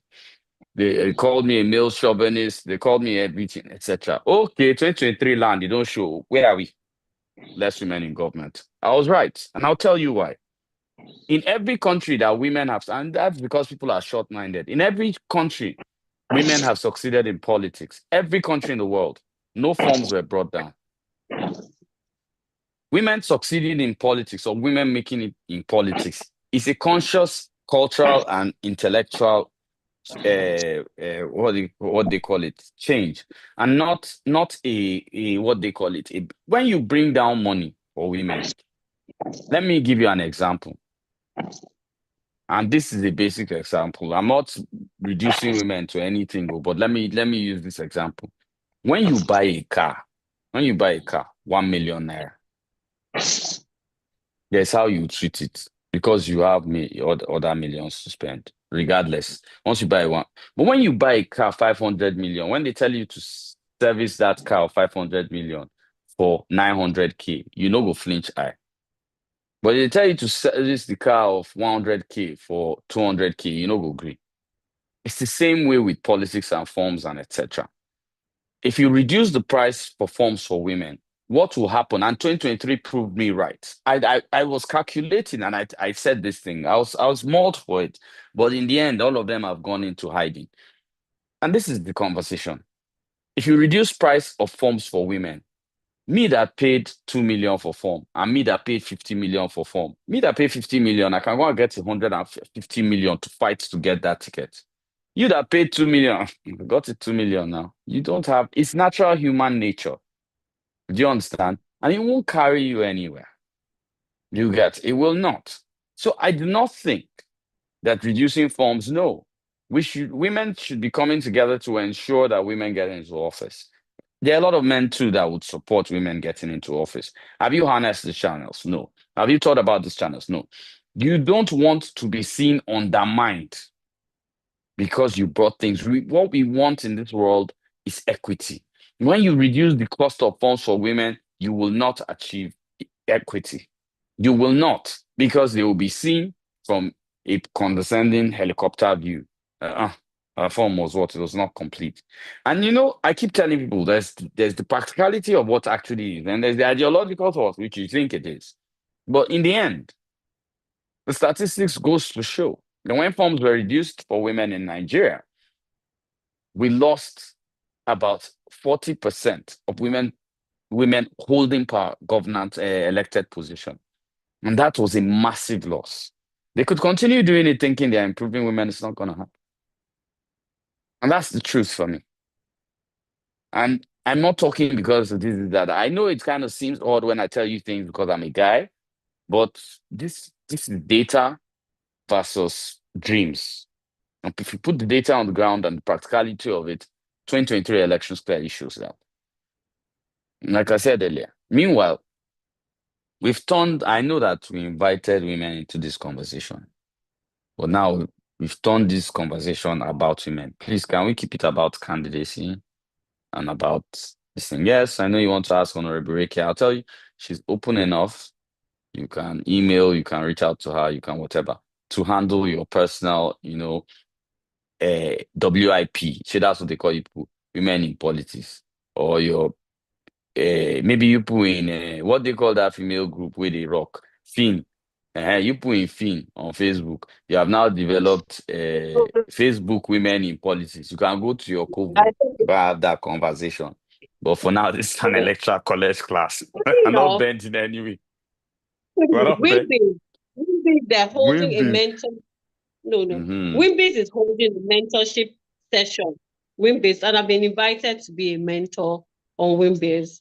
So the ladies here, you can join Wimbase. And I'd even encourage women, especially if you want to go far in politics, to join non-partisan women-based organizations like Wimbase, Gaia, and all. It helps build a strong support system for that particular sector. So you can join me on Wimbase and signing up as a mentor on Wimbase. Okay. All right. Thank you. Let me now Okay. let's try and make our questions really brief because We're running out. gradually approaching. Me, Yeah. no. 7 p.m. Adeshola, I have to complain. You people are always setting my class always at the time, and this is justice for ED. Arsenal is trying to play. They need my support. I'm watching the game, trying to answer your questions. No, justice for ED. Why is it always the day Arsenal has match? People will put my class. Remember What is it? Lule. Lule to where? You will see now. Eleyi, you will see. Man U is Eleyi. You will see. Okay. Donald, and then I'll take Benjamin. Please, quickly. Let's try and keep it under a minute. Somebody asked if they need a sponsor to join Wimbase. No, that's to become a full associate, but you can sign up for their mailing list and for their classes and everything, and for the mentorship programs. It's free. Okay.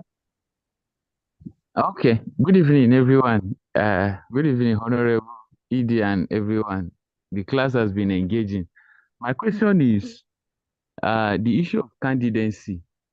Because in this class, ED actually made an emphasis on the issue of ideology, that his support is for anybody that is going into running it for any position. But there are rules in the electoral college. So now my question is, how do candidates manage the internal democracy of the party and then his personal ideology, especially when he gets to a position where there are internal frictions between what members of the political party are looking forward for and then what he wants to achieve as a candidate, or he has won the election, and then this is what he wants to achieve.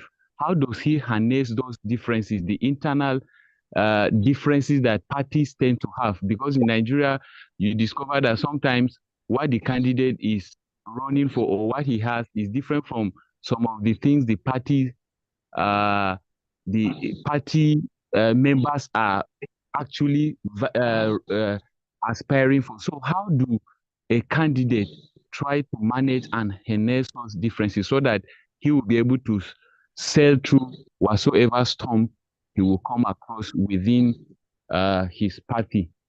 Thank you. Thank you, Donald. EJ, I think that question is for you. So you asked it seems a simple question, but it's quite a complex question. First and foremost, I don't think parties can really supersede on candidates on ideology. And here's the conversation. As much as they can try to influence a few things, the job of a politician is give and take.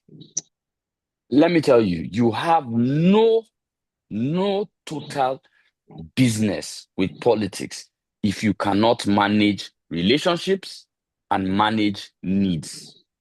It is the basic rudimentary,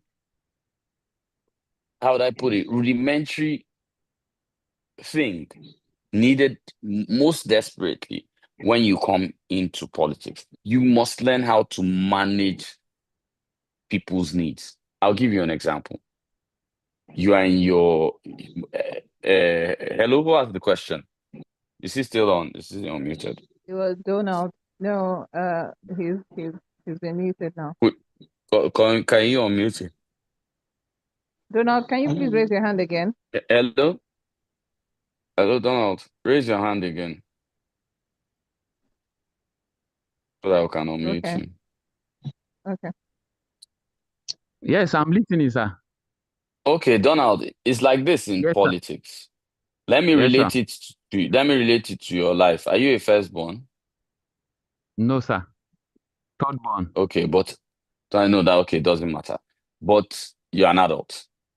When it's getting to Christmas, your relatives start to greet you. Good afternoon. Hey, uncle, how you doing? Hey, you know what is coming, right? Yes, sir. By the time it is New Year, are your relatives fighting with you? No. You manage their needs. There are some, you give them small thing now. They will be afraid to come during Christmas. You manage their needs. True or false? Yes, very well. Even your children. That's the same. Yes, beautiful. So that's the way politics is. The job of a politician is to manage that. So how differs on political party, differs on region you're running in, differs on a lot of other parameters. But what is key is being a politician, is learning to manage those things. So it might work for Donald in SDP. It might not work for Adeshola in NNPP. What might work for Honorable Rekia in APC might not work in the PDP. It's all unique, all, how would I put it, all individual. Because what will work in Kano won't work in Zampara. What will work in Zampara won't work in Akwa Ibom. What will work in Yenagua will not work in Abakaliki. What will work in Abakaliki will not work in Oshun. What will work in Oshun will not work in Lokoja. What will work in Lokoja won't work in Shiruru. It's the way it is. And we need to understand that is critical to things. So we're trying to wrap up this class. Let's have the next question and let's see how fast. There's still multiple hands raised. Donald, put down your hand. Benjamin, I've asked Benjamin, so I will just take Benjamin and Lecky. I think Bridget has asked that question, so maybe Benjamin, Samuel, and Lecky. Bridget has asked that question. Yes. So Benjamin, go ahead, please. All right. Good evening, ED. Good evening, everyone. Good evening, Benjamin. Thank you so much. My name is Benjamin from the Labour Party. Since this is the last class, I just want to sincerely appreciate the ED and also I appreciate every other structure in the Electoral College, down to the students that I am in getting to this day. Having followed the lectures in the Electoral College, I took a decision to identify with a political party, and I began to make some research, the lifestyle and body languages of various political parties.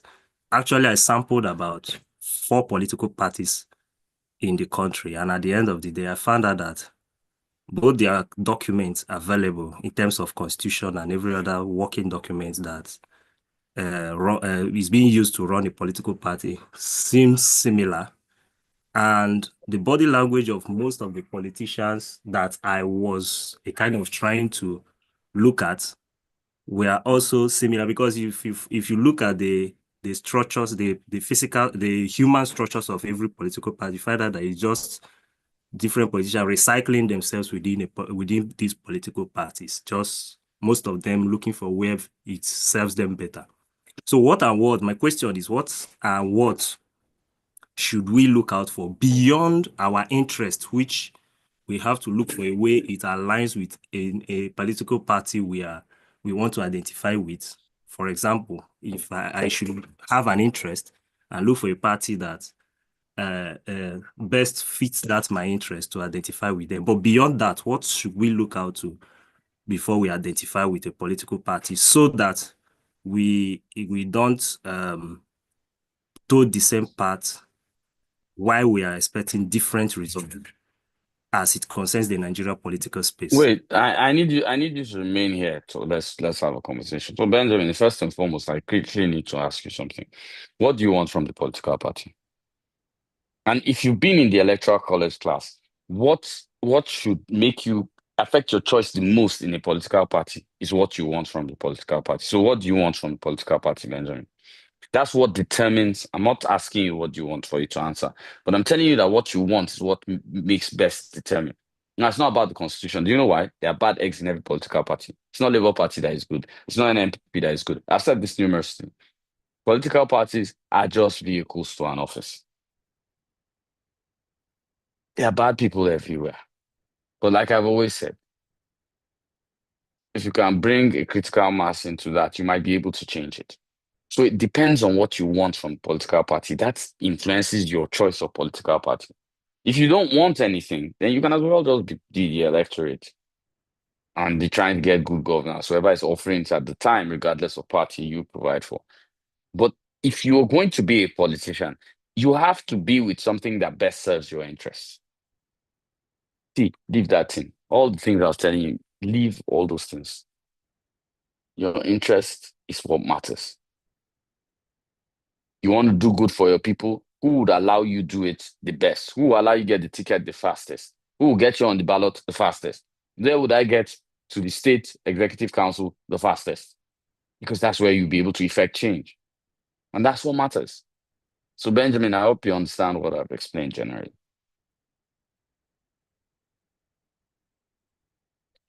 Okay, Benjamin is no more here. Adishola, please unmute Lucky. Okay. Lucky. Good evening, ED. Good evening, Honorable. Good evening, Lucky. For this opportunity. I'm so excited. I've learned a lot in this cohort, and I want to say this is what I've been dreaming of, where I can get more knowledge on how to start my political career, which Electoral College had given to me. So I have a question for Honorable, because while she was, talking, I positioned myself as a leader, and if a woman comes to me and asks me a question, how do I respond to it? And what is the question? How can a woman who wants to join politics or who is in politics manage sexual harassment?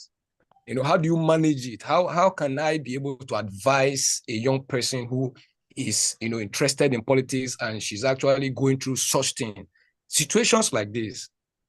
How do I go about advising the person? Thank you, ma'am.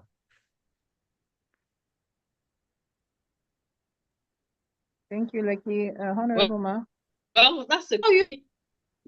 You manage it with an epitome of charm.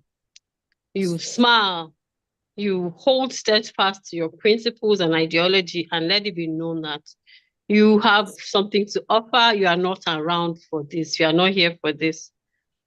And if you get a no for not playing ball from that angle, try and find another way. You know, there are more than one ways to skin a cat. Where women feel frustrated is when they feel, oh, this person is the be all and end all. You say, if you don't have this person, if you don't have that person, this can't happen or that can't happen. That's not very true. So just remain steadfast, but be charming. One thing that works for me personally, you know, I say, I know, uncle, or just say our brother, or just say Egbon. And as a Yoruba woman, I get away with kneeling down a lot. Before you say once, I've knelt down to greet you. And sa does not escape my lips at all. Oh, when they say come and meet me somewhere, you dodge it as diplomatically as possible. I don't think I've ever come to the stage where I have to tell somebody, please go away. Or please, do you have to tell them to actually take a hike? I've not come to that stage before, but I've had people in positions of influence that I need that influence. You know, I went to see somebody to discuss my aspirations at one point, and the person was already calling me girlfriend. I said, Daddy.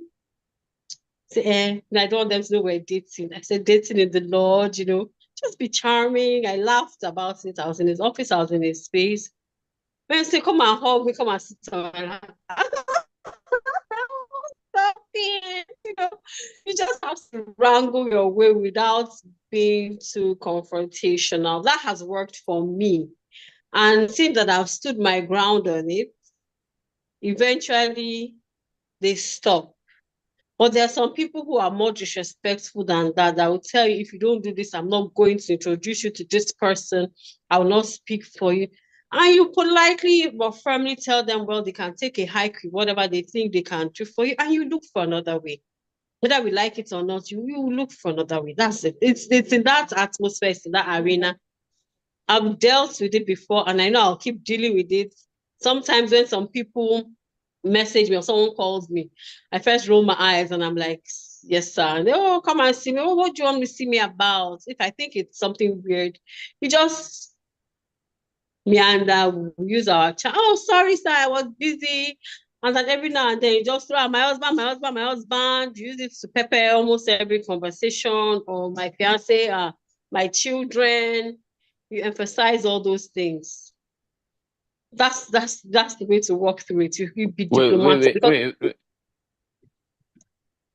I'm listening. So I love this conversation. And you know, most of the time when this conversation is mentioned, men are being sidelined to the corner, to the push. Now I'm going to tell you something. Who told you men aren't they're sexually haunted in politics? And for the purpose of the full class, no, I need to say this. So I remember when I declared I was running for Senate, I've always taught myself the ugly duckling. I just know how to speak a little English, flip a little bit. But man, goddamn, my DMs, my Instagram, that's till today. I don't look at my Instagram messages a lot. I don't even look at them because of what happened during campaigns. I still have a PTSD. You just open something, and next thing you are seeing something you're not supposed to see, and it was massive. It happened to when you're trying to. They notice you're young, and then you know. And when I was serving as an essay to a minister, I had the same situation. I was 26, 27 at the time, and you know, you had these women who were already established in politics, and I'll be standing and they'll just spank your bum. These are 60-year-old women.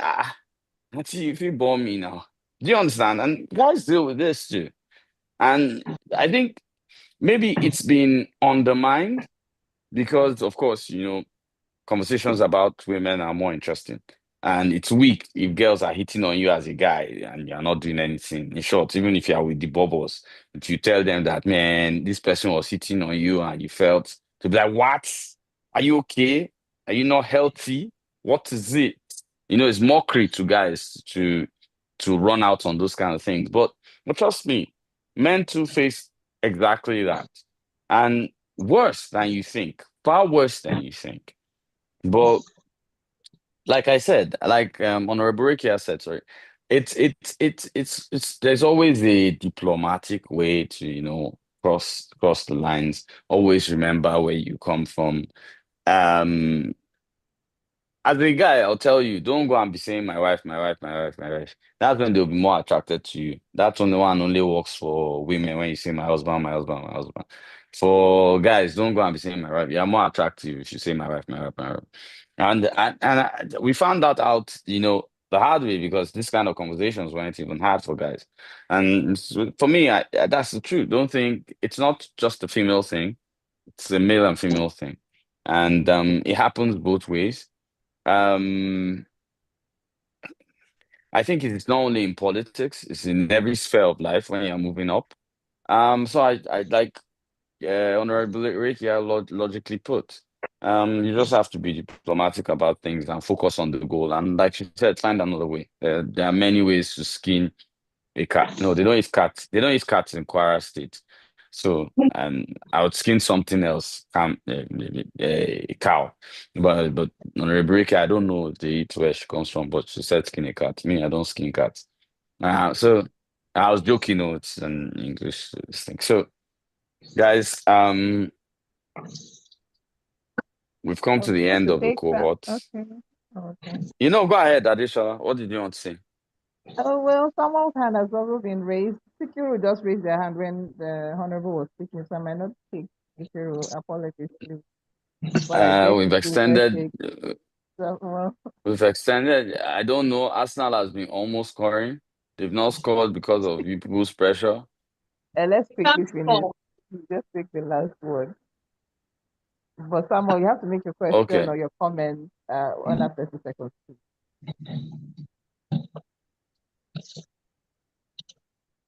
Okay, good evening, everyone. 30 seconds might be too short, but anyway, let me just quickly say this. Because I saw that a lot of people here, especially the students, they are interested in what is happening at the local level. And that is okay, it's understandable for the fact that we have this Supreme Court judgment and the local government chairman for the first time in over a decade, we are seeing them sending budget proposals to their local legislative council, which is good. Hello? I said, what state is that? Like in Taraba here, all the 16 local government chairmen in the past weeks, they have just been sending their 2025 budget proposals to their local legislative council. So for those who have indicated interest that they want to know what is going on in there, I just want to give a clear this thing, how you can follow up these things, because the local government, tracking the local government project is even more difficult because what the FG is implementing is in the local government. What the state will be implementing is also in the local government. And what the local government itself will be implementing is also in the local government. So you have a lot of work to do. And how to differentiate these things. There are platforms that can guide you. The first one, if you're tracking for FG, you go to www.tracker.ng, you get the federal government project that are captured there. For the 2024, both the state government 20 most expensive capital project are also captured there. Then if you want to track solely for the local government, you register on me.budget.org, which is me.budgit.org. There, once you start, they will send the allocation of your local government chairman directly to your email or your phone number as a text message. So from there, you can now track what is going directly to the local government. So you just try to know that so that you can know the difference when you are tracking. Thank you very much. I remain Samuel Ubivison. Thank you. Thank you. Thank you so much, Samuel, for your Samuel, I loved what you said. I loved what you said. But Samuel used us to do adverts. Okay, now. I'm sorry, sir. I know that you are working together. Yes, we are all working together. It was a joke. I have to put that. Put the comment on your, and you can always do this. So after tomorrow, you join the ECN community. you get, which has all the cohorts. The community is the WhatsApp group, which has all the cohorts, and you'll be there. So first thing I like to say is thank you everyone for participating. No, first, okay, I can thank Honorable Ricky later, but thank you everyone for participating in the Electoral College 16th cohort. Thank you everyone for, sorry for the interruption. Astal just called. So back to what I was saying. I don't remember even what I was saying. Thank you for participating in the 16th cohort. Thank you for putting your time, putting your effort. A lot of people won't make it tomorrow. A lot of people will make it tomorrow, regardless of what it is. I think the greatest thing we have learned in the 16th cohort is being part of a family. And that family will always exist. I will always be available to any one of you. You can see me anywhere. ED is not a terrorist. They'll tell you I'm a cool guy in real life. I'm not a terrorist. But we're in the game of wahala. So you have to learn the hard way. And I don't regret expelling anybody. I'm ready to expel a lot more in the 17th cohort. You try me, you collect. You want to work? We're ready to work together. It has been a pleasure serving you as the executive director of the Electoral College. I'm sure it's also been a pleasure for the DED too. She would have her own statement, which will be softer and nicer. You know me, I'm the rough one now. So it was great having you guys. Also great to have last class. And I'd like to first thank Honorable Rekia Hassan, who has been with the college since, whenever. And I'll tell you, she has been with us so much that if the Electoral College was a bank, she would have been an AC. You know how you need AC inside bank. And so Honorable Rekia has been great. She's instrumental. Honorable Rekia is one of the people that make your class happen on behind that you don't even know about.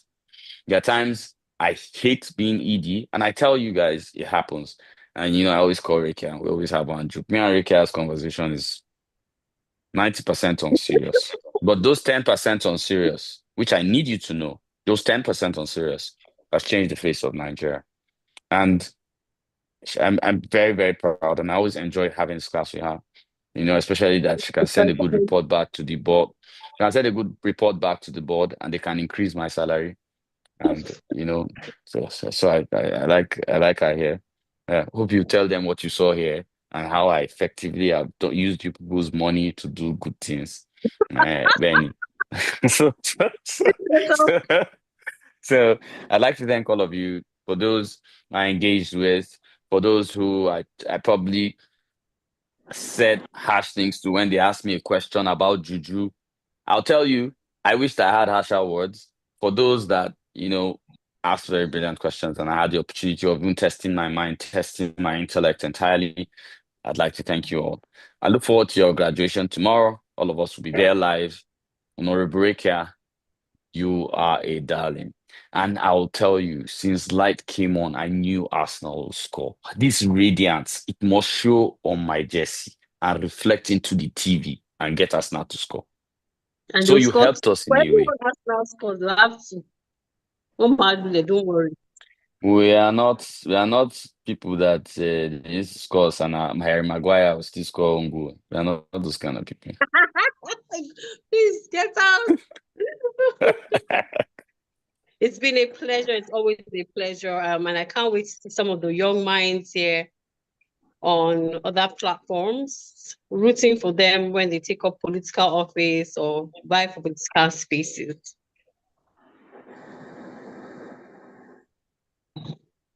So much. Thank you, Edie. Thank you, Honorable Rikia. I'll hand over to Edie now. Edie, ma. Okay, thank you so much, Edie. Thank you so much, Honorable Rekia. This class is one of my favorite classes, each cohort. It's always so engaging and interesting. All right, thank you, everyone. I believe it's been a worthwhile journey, which is coming to an end tomorrow. So well done to all the students that made it this far, and congratulations in advance to all those that will be crossing the finish line tomorrow. So your graduation is tomorrow by 5 p.m. You're allowed to bring a +1. So you can invite one more person to join you to celebrate your graduation. Lisa. Yes, Lisa, slow down first. Let's add this caveat. Okay. When you are inviting that +1, make sure that you have attended class well and done assignments well, because if you are not part of it and you collect, the +1 will say you invited me to come and watch, they didn't mention your name. I'm just telling you. Exactly. So please take note of that caveat. So thank you, everyone. Thank you to all the moderators. Thank you to the whole team that have been here to make sure that the 16th cohort is a success. So I look forward to seeing you all tomorrow. Make sure you come early. Make sure you come happy. And after tomorrow, we'll be glad to welcome you into the community as associates of the Electoral College Nigeria. So thank you, everyone, and good night. Didi, I wanted to ask a question. Are we allowed to play music tomorrow? No, definitely. Okay. You'll be already.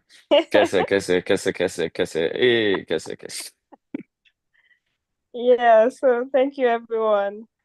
Wait. Somebody, Lisa, somebody just call me part of Yakuza.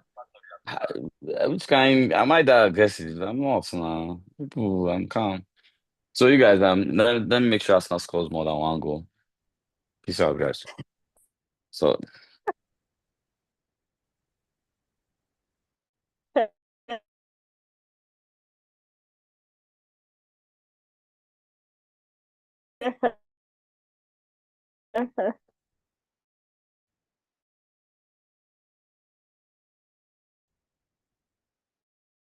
All right.